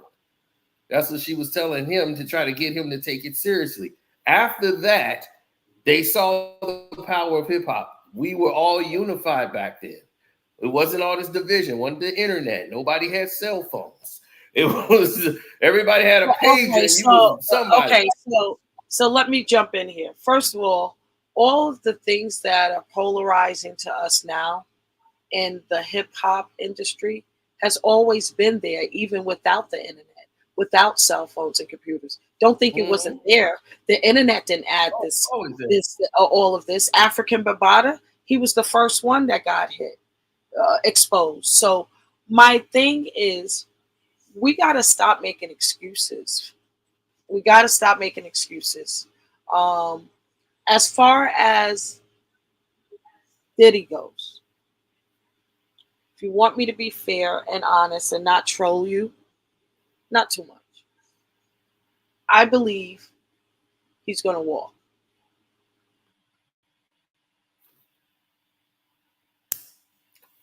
I don't think he's going to walk. I think he's going to walk. I think they're going to find I think they're going to find a technicality, and I see where it's at. But you didn't mention it on this live. You listening to his goofy ass lawyer. That's another thing. His lawyer needs to be fired and he needs to replace him. I don't like the way he talks. He sounds like he's not sure of himself. And if he's going to be in the public defending Diddy like this, he should definitely listen more, and he's not an active listener. He sounds dumb. You would do a better job at defending Diddy than he would. Smash it. So, well, thank you. I appreciate that. What did you find that we didn't mention that you think is the technicality? Absolutely. I'm not giving you that. Are you crazy? You would eat that up. You would start dancing on your table. Hell no. I'm going to have to wait to the bail appeal tomorrow at 3:30. This is what I will tell you. If his lawyer is capable of getting that bail appealed where they grant him some bail, yeah, he's gonna at 3:30 tomorrow. There is going to be a high probability that he walks. If they keep him, then he's going to do some time. It's all about tomorrow and what that lawyer can do. If Diddy walks out of that court on bail, it's a wrap. He's good. Not necessarily. I'm just letting you know. I'm letting you know how this works. And it's eerie because the feds have a 97% conviction rate. Do you know how powerful Diddy would be if he beats this case? The 3% chance. He's not going to beat the case. He's going to be worse. Here's That's what all. I think is going to happen. Okay. Oh yeah, I mean, no, he won't. He won't be worse. Believe me, you don't beat a Fed case and then everybody, it's all cheers. That's when you get scared. Because that's when you really get scared. Because you think they ain't looking at you for the rest of your life. Just ask James Prince. Now, I'm going to tell you right now exactly how I think this is going to play out. Here's how I think it's going to play out. This thing is going to be going on. This trial is going to be going, and they thinking they're going to get a conviction. I don't think they can with the circumstantial evidence that they have. A lot of stuff is going to get disproven, and it's going to be a lot of it's going to be hearsay. They don't have enough to make this stick. They're going to say, look, let's cut a deal. Halfway through this trial, they're going to realize they're going to lose this thing, saying, hey, we'll get 2 years supervision. We'll get you 2 years house arrest. If you just admit to guilt to this, they still have their conviction. And Diddy will do 2 years house arrest or whatever, ankle monitor or whatever. And then they'll settle this case. That's what I think is going to happen here. I don't think he does jail time. But then again, we don't know how bad he pissed off whoever he pissed off. Exactly. Yeah, the Diego exactly. people. I see your chat too. And they are Believe very it or not, embarrassed. I'm trolling Sino. I trolled him in the chat because he's a man, and we do that early in the morning. But if my last video, I spoke the way I'm speaking on this panel right now, no cap. So I do agree with him. I do think that he has to be aware that there are other cases as well, and if they find him credible, which I don't think it's, I don't know. Rodney, they may bring him in, but those cases from the 90s, I think it's really hard to prove. And Dawn Richard, even though she has a complaint, I think she's going to be just a witness, not a victim. Well, because her whole complaint is, all of it says, they could be called in as witnesses, but then they will have to corroborate dates, times, what happened, what did they see, is that the reason why, or then they could say, well, you got a civil suit going, and you didn't have a civil suit going before when Cassie made her claim. Y'all weren't saying any of these things with the day she made her claims, but the moment he settled the claims, then all of a sudden, now you want to show support for Cassie. It's like, it's opportunistic. And so it's like, okay, now it seems like, okay, he's paying everybody, so let me go ahead and file this too, because I want to get some money. It's like, what is your claim? Her claim is really weak. And it's saying, oh, well, he called her 56 times when he called the other girl. What's her name? Kalani. That's what's her name? Kalina. Who was in, Diddy Dirty Money. Like, he called Kalini 56 times. And I'm like, well, if she'd have answered the phone, so that's witness tampering. How did he know she's a witness? We don't know. We don't know. He probably called her. So here's the thing. The only way, and this is my opinion, right? I don't think these trafficking charges is really what's going to make him go to jail. If Keefe D is able to produce evidence that Diddy paid $1 million for the MFH for Tupac, that would be something. But this indictment is only from 2009 on. So the only thing that would be relative is Kim Porter. Got it? Yeah, well, Kim Porter, that still wouldn't be in this. Yeah, it still would be in there. That's between the timeline. Anything before 2009, it's not relative to this indictment. Yeah, but that's so circumstantial, and she's not here. So it's like she's not here to even defend herself. They're digging up her body, though. the family. That could be the monkey wrench in this. If the family spends money to dig up her body, they would have to. Who's going to pay for that? I don't know, sir.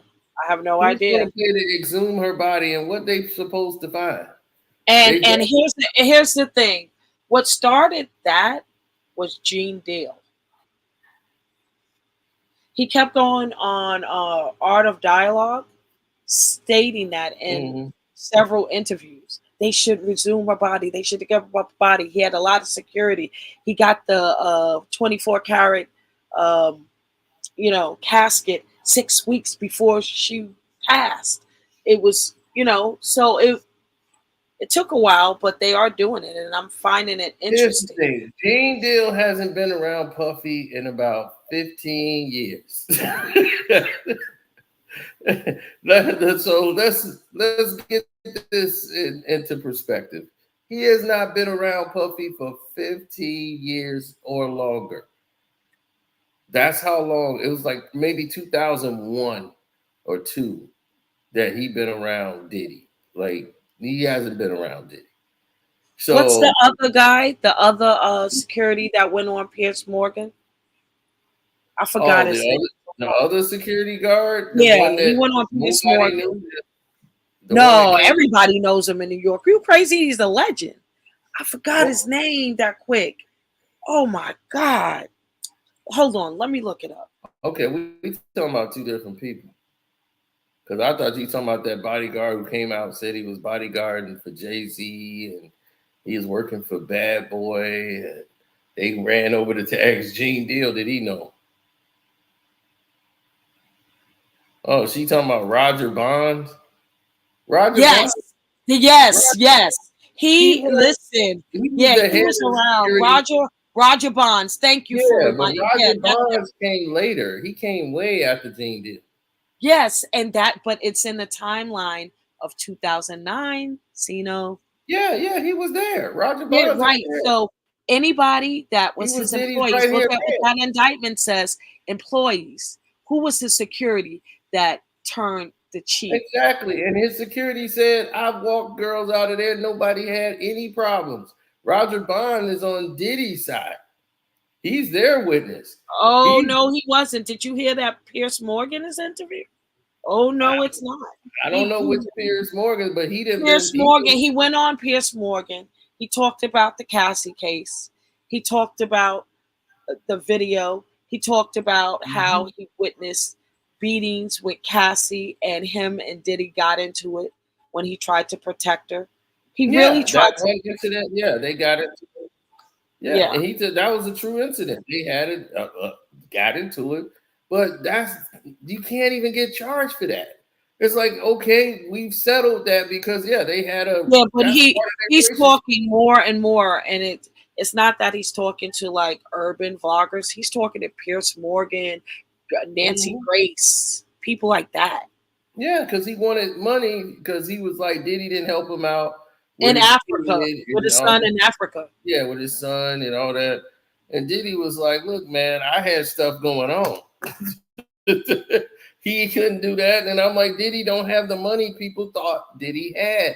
And I tell a lot of people out there, they just don't understand. People are not as rich as you think they are. They're paper rich. And he's not liquid.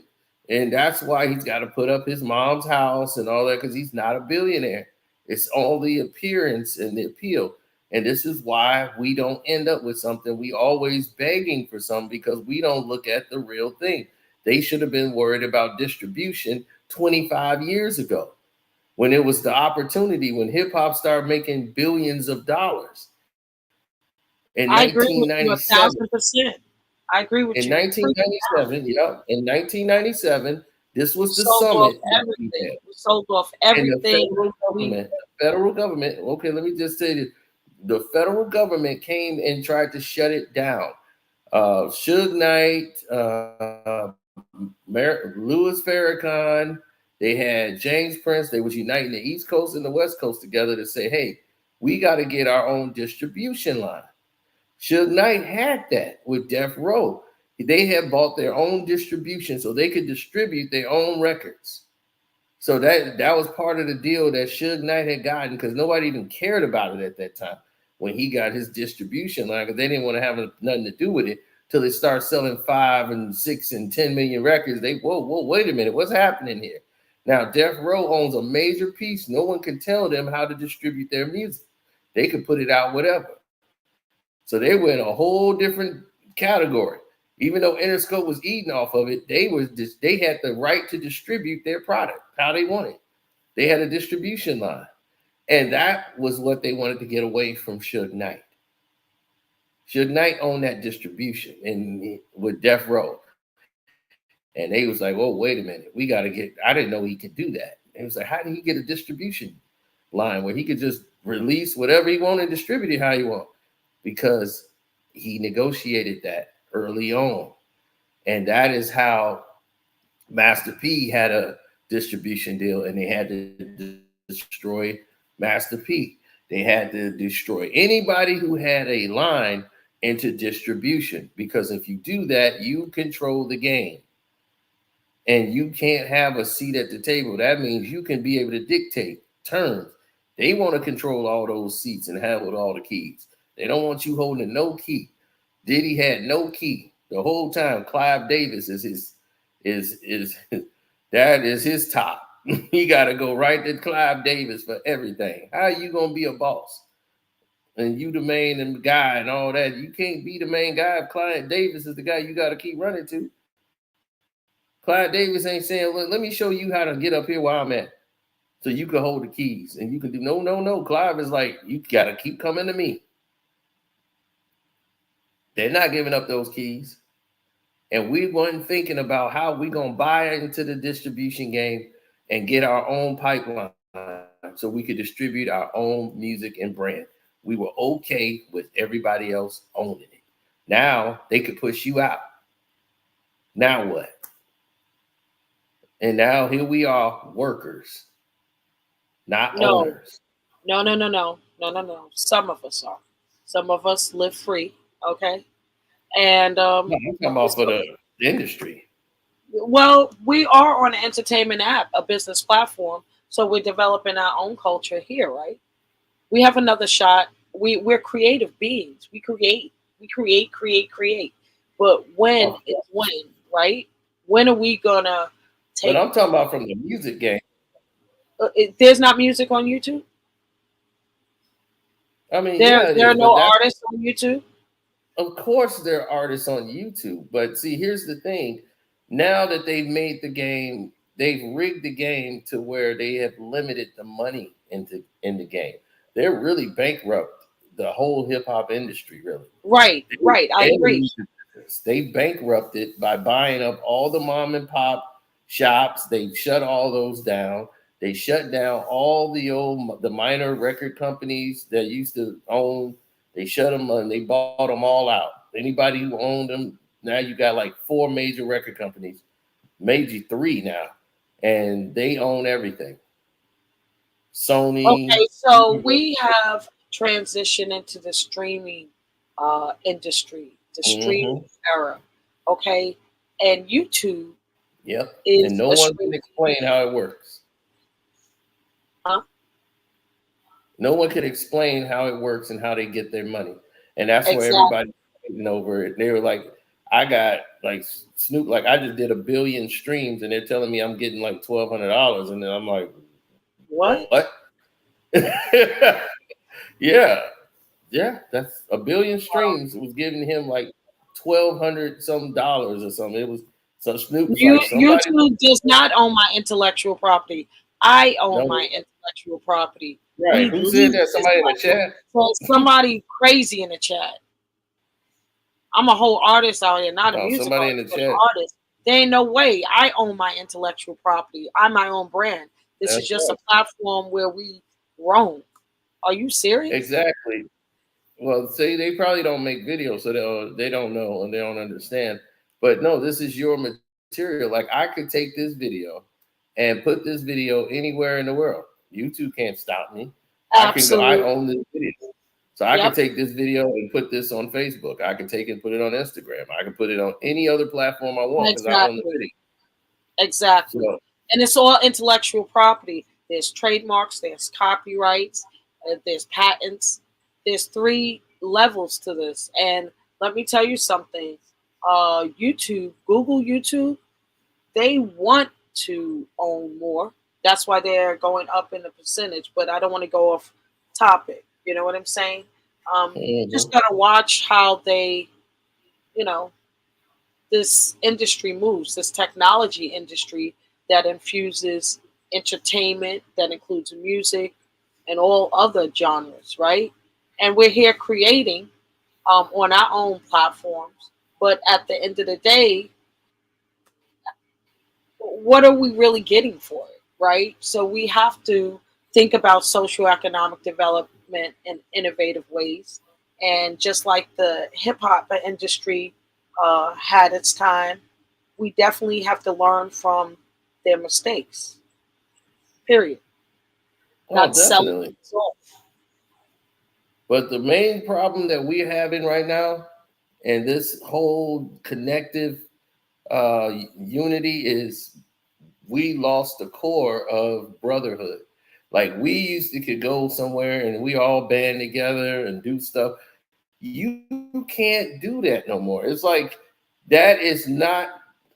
Why It is not? hard to just get everybody together because Why not? everybody. The reason why it's not because everybody's mind is in their own world. A lot of people are like this gang culture. It's well, we can't go over there. We can't deal with them. They the ops, and it's like what the ops? You don't even know them, but it's where they from, and a lot of these people who are in the hip hop culture, they want to stay within their own groups, and So they you all see, care you see about that? them I'm doing it right individually. now. We're the I'm most, doing it right now. You can't be pessimistic. I'm doing it right now. I, so I don't want to pop I'm myself. not being pessimistic. You are. So like No, I, I'll be sending you an email soon, Tino. You just got to be more optimistic and and thinking. It's our time. There's a paradigm shift going on in the world, in the universe right now. That's why all of this is happening. it needs to be a paradigm shift. But the thing is that when it arrives, it needs to get here. But everybody's got to do the work. But the main problem is Exactly. everybody is geared into individuality instead of group, and that's where they mostly keep you focused. Everybody's worried about them, me. Even in sports, it's not about the team. Everybody want to stand out. It's my team, it's my brand, it's me. It's no team. So that's You know everybody what the problem is? that way. You know Do what the something. problem is? And you may not like this. You may not like this. Are you ready? Mm-hmm. Men really need to step aside and let women lead. Just like we used to do back in her story days and in the traditional times. You guys have ruined the world. And this is proof of it, this Diddy thing. And this is why all of this is happening. We let you guys rule for a while and y'all just freaked up the world. And I'm not a feminist. I'm not in that We Too white girl music. I'm into black man, black woman science all day. Knock it off. But I'm serious. If you really want to analyze the problem, we need balance. It's too much testosterone and ego and blowing things up and hurting women and children and babies. We need to go back to nature. And I don't think you guys would know how to do that without us leading. It's time. You're That's about to all. have a. You're about to have a. You're about to have a female president. Women That have is not, been leading. I don't, no. Hell no. Don't do that thing. Don't do that politics for me. I'm not. I'm not voting for that. I'm not voting for that wench. Hey, I'm just saying she's a She's not, female. listen, So listen. First of all, I'm a black Republican. It's like, who is the better of or worse of the two evils? I'm not into that. I'm into uh, bringing up our community in very strategic ways, because that's how they line you up. That's the distraction now, this Diddy thing, from what's going on in politics. If you really want to talk about it, what is really good? And if you look on everything on the news right now, it's Diddy, Diddy, Diddy, Diddy, Diddy, Diddy, Diddy. What is going on? Yeah, you're right about that part for sure. Now, the main thing is, in this sticking point, is that women have been leading. Everything is pro woman now. No. Women are leading everything in entertainment. And I'm like, well, the women are getting to make all these decisions now. Are Women you kidding me? In I can't believe you politics. just said that. Where are the men leading at? That you guys are leading. You are leading. You are leading. And that's why things are unorganized. And I'm not talking about that We Too movement. That's not a black woman's fight. I'm not, please. I don't care about them bitches. Excuse my French. What I'm saying is, I really Where do. Are we leading? Everything. Everything.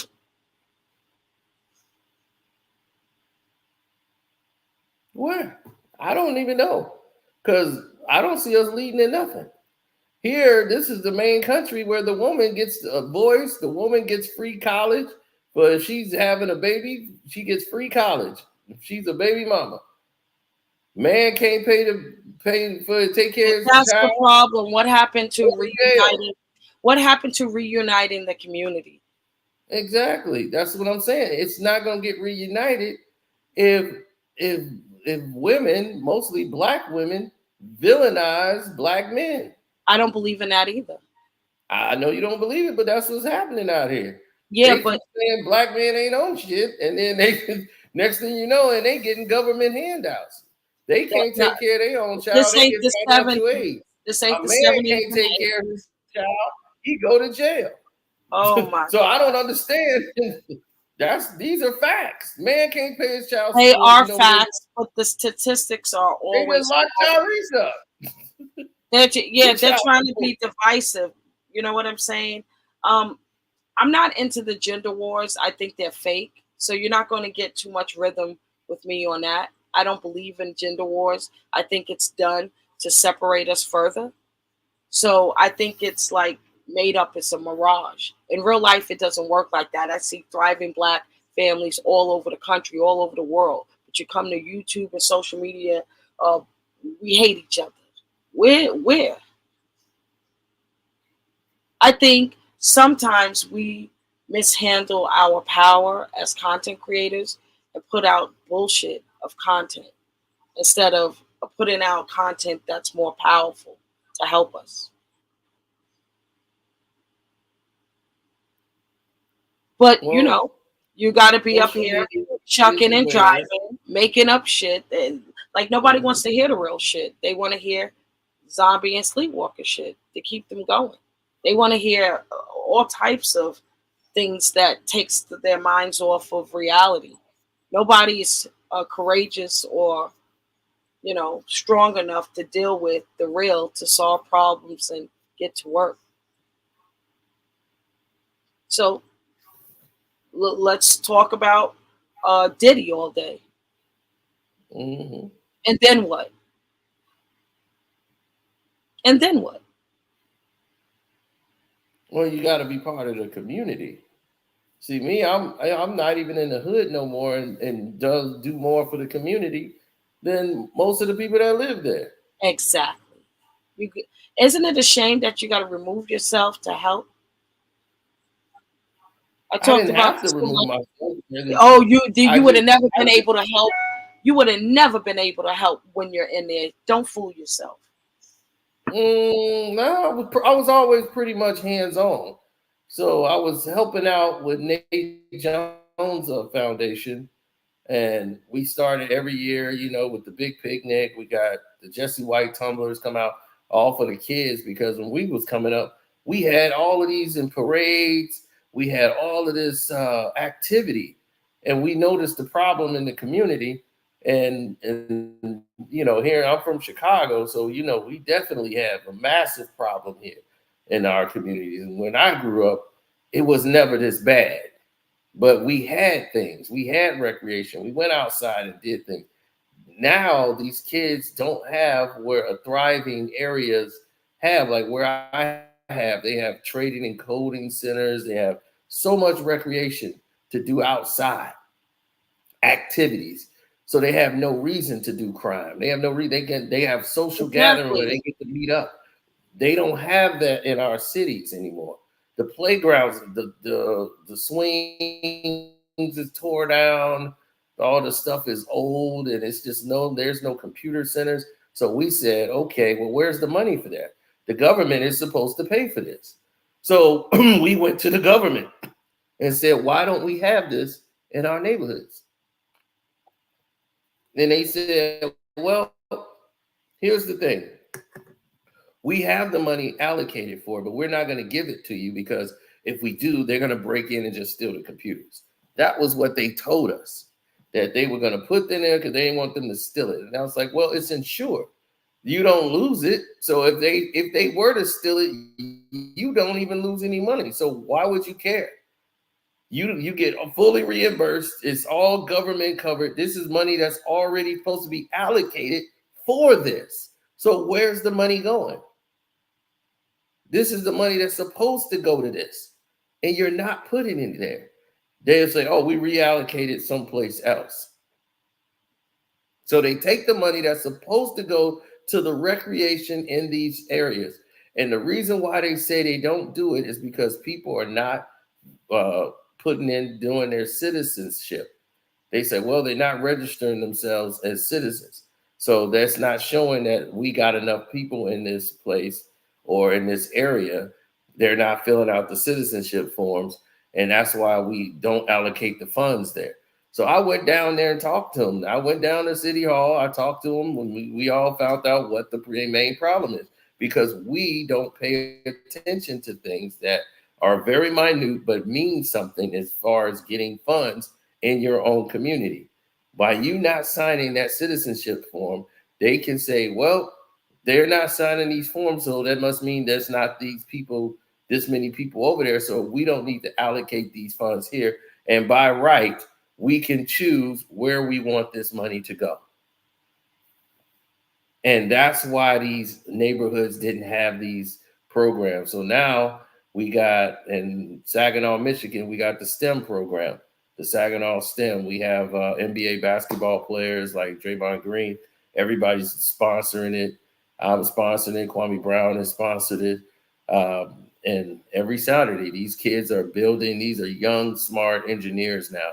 And in the 4 years that we've been doing this, it has been incredible watching these kids. These two kids now are going to go work. They got opportunity to work with Elon Musk coming, and they just in high school. They finna go work for him at Tesla, and they're finna help work on his spaceship. He's got a spaceship shuttle that goes out into space, and they do his SpaceX missile. My cousin Dante was already an engineer. He's the founder of it. He's the one that came back. And Anthony Mackie, the actor who plays the Black Captain America, his brother, Calvin Mackie, is an engineer. And we don't have that many Black engineers. So and he's actually built the Chrysler Aspen, the Chrysler. He used to be an engineer at Chrysler. And then he went over and started doing work over in with Tesla, with Elon Musk. That is dope as hell. Yeah, so we got the Saginaw STEM up and going. That thing is beautiful. So now that that's been taken off, we got the Nate Jones Foundation. We have the Golden Women Foundation that I'm one of the sponsors for. All my female cousins, like all of them, are the chairpersons of this organization. It's in Los Angeles. We got the WNBA, the LA Sparks. They are a supporter of the Golden Women Foundation. They're one of our supporters too, and we've been putting young Black women straight through college, paying them. They actually will send us all the updates on their classes, everything. We've been supporting that. So we cover a lot. There's a lot of people don't know the stuff that I really do out there, and I've always had a program where we help people, ex-cons that get out of jail, find employment. we've helped them. We got a couple of companies that work with us, like they fast food, like Wendy's. Wendy's has always helped us out. So I love it. people who I come up love it. and, Love it. Love it. and May right, I address this yeah. message on the screen? No. The one that you had on the super chat. Oh, let me That see. was to me Let me see. by Black Uh, Stigma.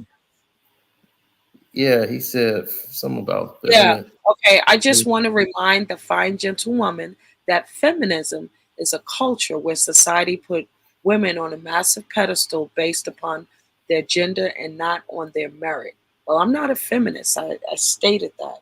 I believe in black man, black woman science. I'm a spiritualist and I practice comedic sciences. So I don't believe in feminism.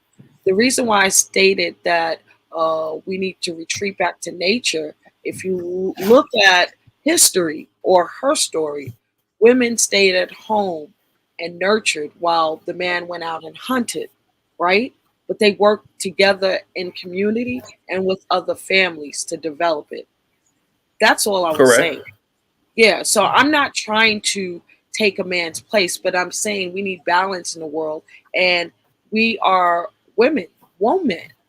We're highly intellectual, and some of us have tapped into our gifts, and some of us haven't.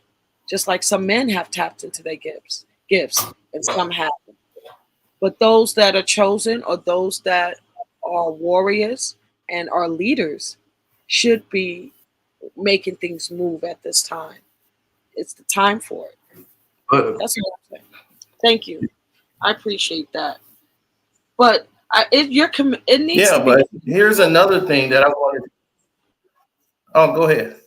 I'm saying it's commendable, all of your philanthropic deeds to the community. I have a nonprofit 501c3. I'm a serial entrepreneur as well. Okay. I've been for my community for many years, no matter what I do. My target is aging out youth, young adults, domestic violence, sex traffic victims, veterans, uh, ex offenders, and LGBTQIA. So those are targeted So, populations. And if you look at society and its components in the black community, that's everybody.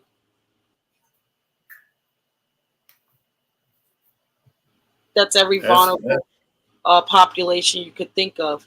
And subpopulations are substance abuse, mental health, and HIV. We take care of it all. So we've been doing this now for 12 years, and it's really hard, especially now with migrants. You say you're in Chicago, I'm in New York. For the last 2, 3 years, we've been battling and challenged with asylum seekers here in New York. And now it's crazy that they're getting more benefits and programs than those that were here before them, and it's our challenge. So it's a lot going on in the world, but once we sort out what's needed and connect with the right people, I believe we can get it done. It's been proven 4 times in history. We've been here before, and this isn't our first rodeo. Well, we as a community will make out of it, but not everyone will be helped, and that's just a prophecy. Smash it. yeah. So, so I really do appreciate you for allowing me up. I don't want to hold you, and I did troll you a little bit in No, chat, but it it doesn't allowed you matter. to. You Yeah, brought up. yeah, but if I didn't troll you a little bit, I wouldn't have been able to get up here. No, anybody can get up here. That's the thing. Let me If tell we you, want I to had hold to it stand down, out. I had to stand out, Carcino. yeah. I mean, if they somebody be like, "Hey, man, drop the link," it'd be enough. And I'm like in the house. I drop the link a lot. We normally have a lot, like a Really? large. I don't see you dropping the link a lot. Yeah, I do. You normally We drop. normally do it doing sports. Oh, okay. When we No, do that's why. sports topics, that's when we drop the link because Yeah, mostly people that's want to why I'm come up not and here. talk about the game. Yeah. Mm-mm. No, I miss those. Nonprofits are not tax-free money. Thank you so much. And anybody else wants to come up and pick on Carcino, I will be in the chat in the clouds listening. Please, ladies, let's give him a run for the money. Hit that like, smash that like button for Carcino for life. And thank you so much, sir, for having me. I'll see you soon. And definitely, where's your page so that they can find you and follow you on your page? Mine is Trish. It's a very unique name, the hottest name on YouTube, actually. Okay, well, we got it right there, the chosen one. Yes, absolutely. And well, it's just Trish. I just put the chosen one on the StreamYard because I do like to troll, but I like to troll with a purpose.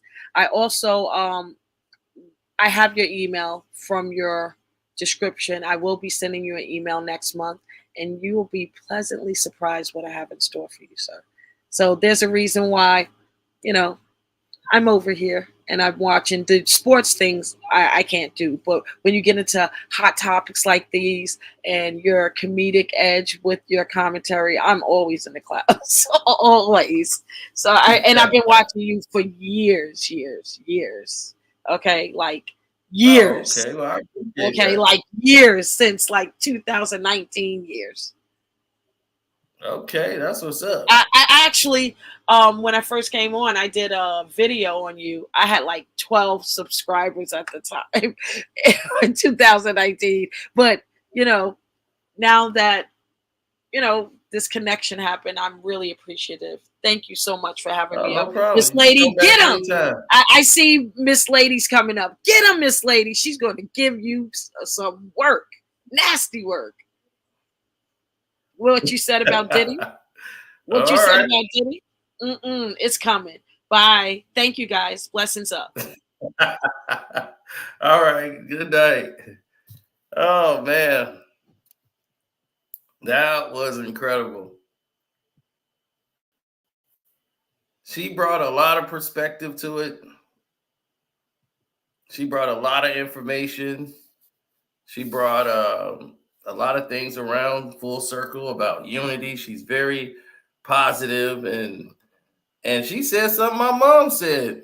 Like, my mom used to call me pessimistic because I just think I'm a realist, and but she has a more positive outlook. Like, she's very optimistic. And you meet people like that, and you need some people that's that optimistic, you know, around you, and you need that energy. But then, you know, me, I'm the reality. Sometimes you have to bring some of those people back to some reality. Y'all have a balance when y'all around each other. I don't get too negative. They be like, hey, that's too negative, come on, and you pull you up. Then I'll be like, that's way too positive. That's into the realm of delusion. Come back down to reality. And then you find that balance in the middle.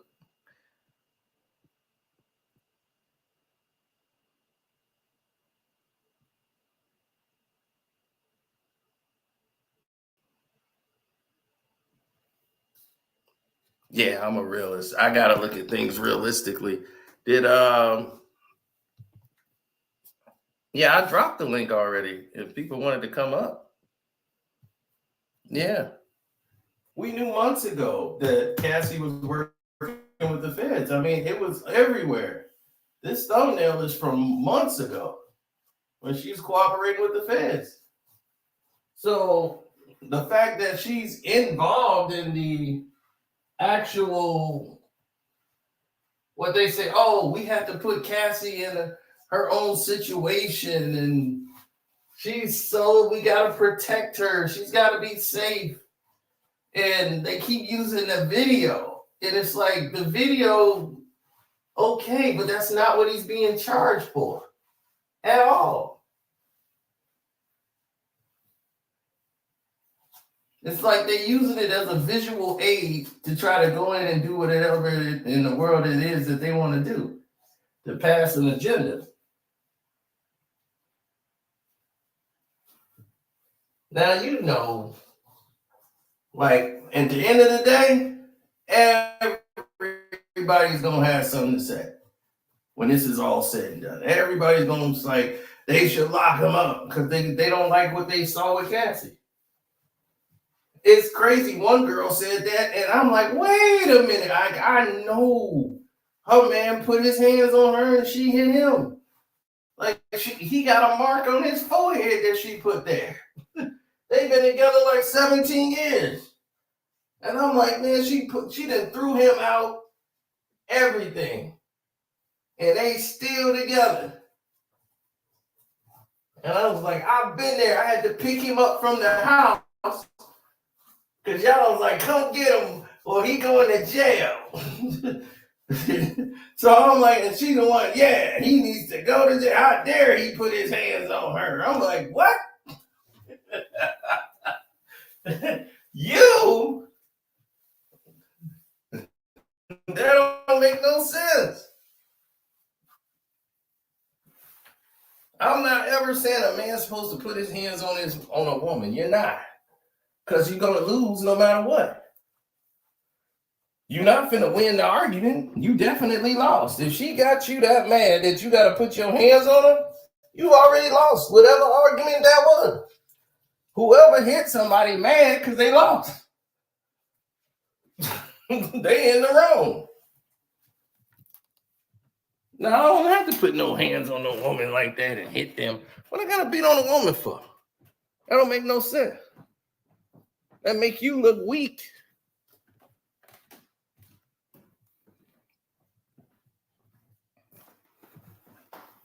Oh yeah, I've seen women that can manhandle their man.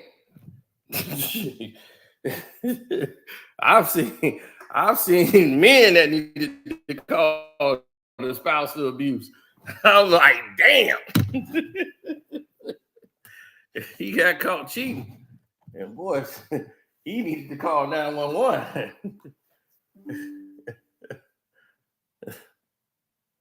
Yeah, it was not good for him. She gave him the flu flux. Like, what? See, okay, you want to play, huh? All right, you want to play. No, don't break it up. No, she want to be a man. All right, she want to be a man now. So you want to wrestle, right? She was like, he thought he was strong. He's like, okay, like that's what you got? Man, she was slinging him around there like somebody was waving it like a towel, swinging like a helicopter. Boy, she was tearing his ass up. I'm like, we got to tackle her to get her off him. I bet he won't cheat no more. That was funny. He thought the girl he was cheating with was going to help him. She broke out the house.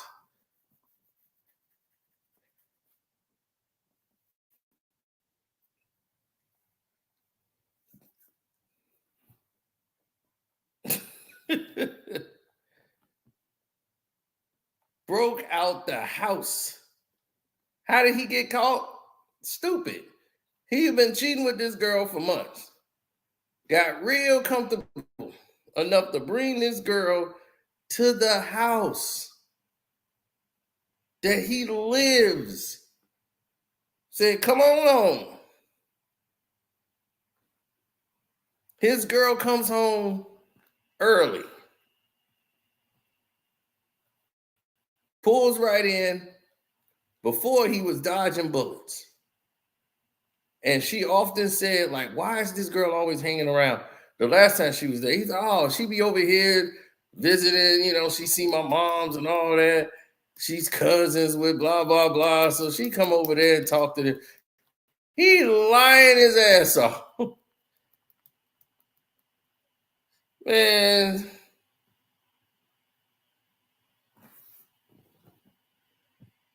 He said, you are going over the intellect of most people in the chat. They are too tunnel vision. Most of them haven't even read the indictment likely, but are saying he's guilty.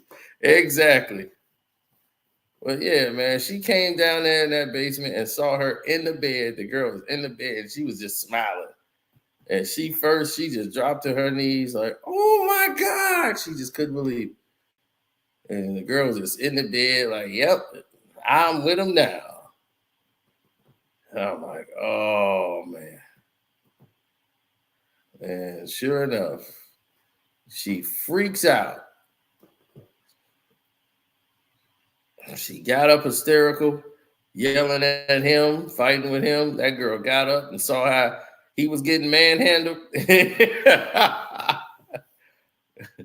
I'm like, she's a big woman now. You got, hey, don't let her fool you now. She powerful.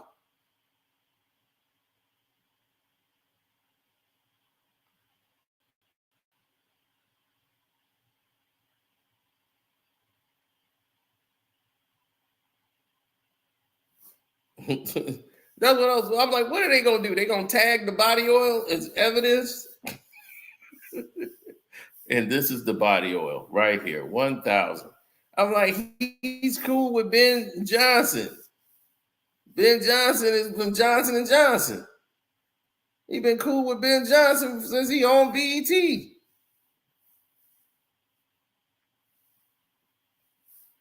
So he probably got a lifetime supply. He probably can get as much baby oil as he want.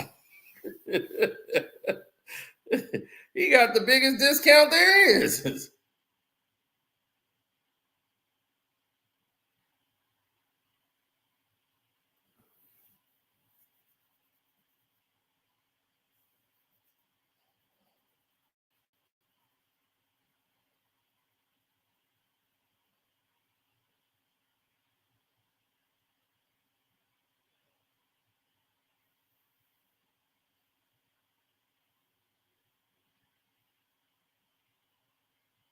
No, man, they never really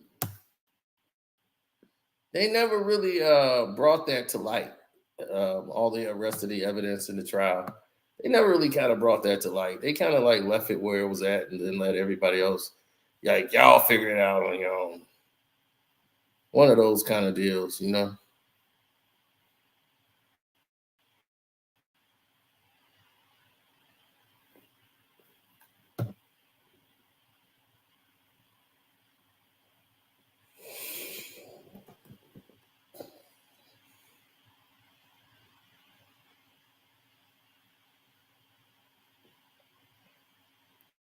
Yeah, well, you know, when you see certain scenarios play out,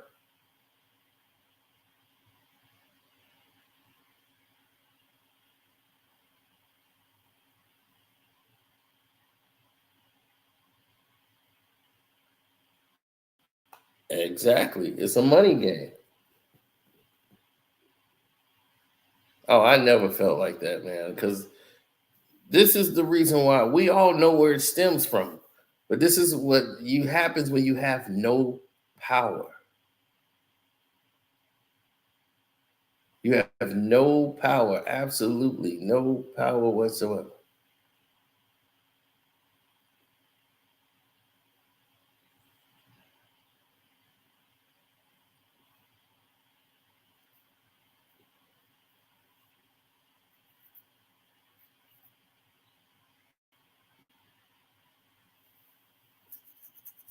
Well, in 1992, they underestimated hip hop and it cost them the president of the United States of America.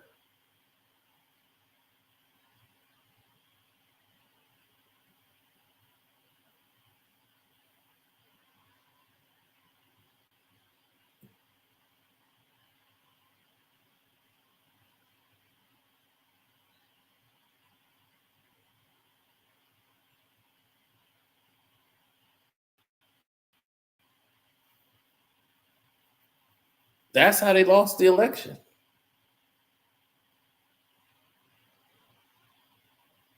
They would have never lost the election if they didn't try to go after hip hop. They chose to go after hip hop and they lost the election. Everybody in the communities in every city, when they would do their shows, they would get together and it was push the Bush. Bill Clinton didn't come up with that. Hip hop did. We got to push the Bush. We're going to push Bush up out of office. And they did it. They got rid of him.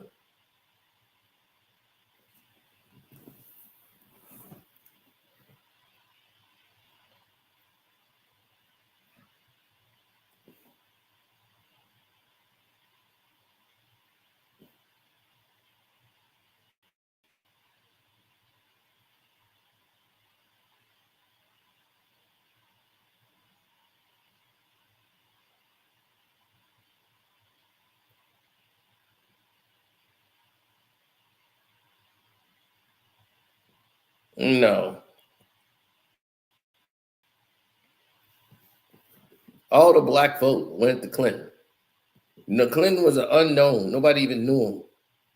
But they got behind him because he wasn't afraid to be around the blacks. He wasn't afraid to be on Arsenio playing the sax and being around the black folks. And black, that's all we wanted to see. Okay, cool. We got somebody we can rock with.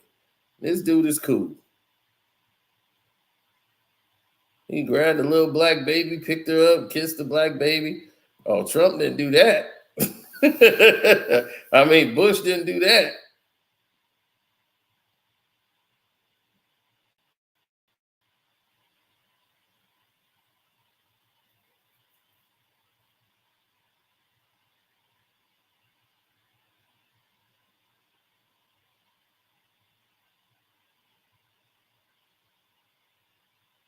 Mm-mm.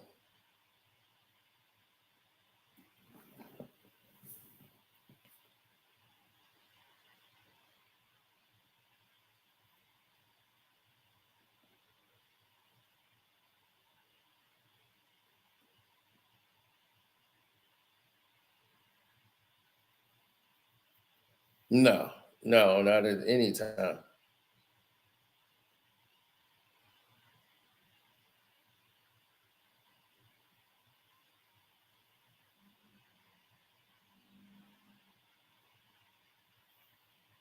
People have to realize that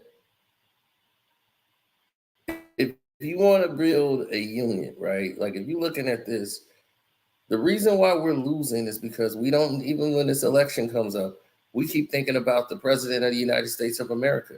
Do you realize that every other cabinet is up also? Like the judges, you elect them in those offices. They can get voted out. You vote all. There's so many categories in there. So when you looking up these Supreme Court judges and these people that's in these offices, you look up their conviction records and how many people that they sent away was black.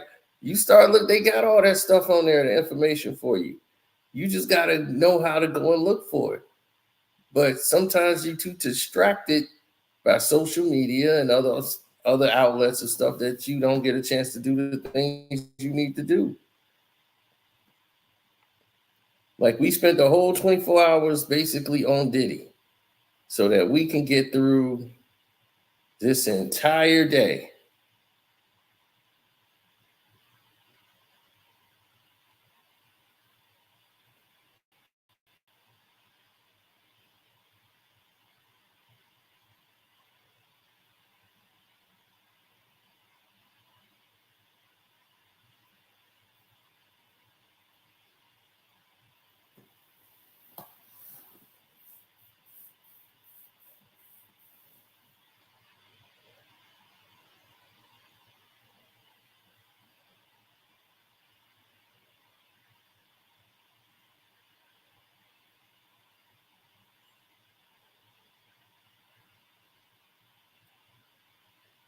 Mm-hmm.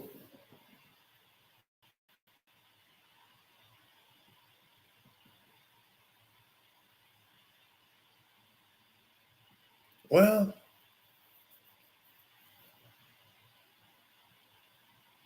people will realize when it's over, where the mistakes are made. Sometimes people are just young. Like some of y'all in the chat, some of y'all are probably young.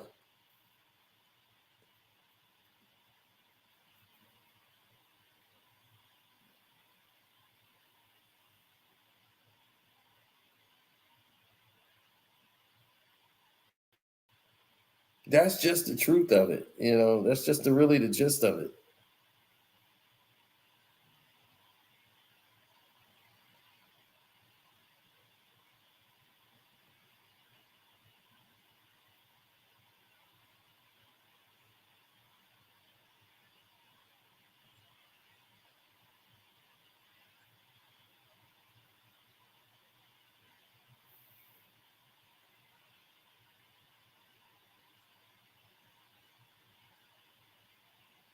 Yeah, pretty much.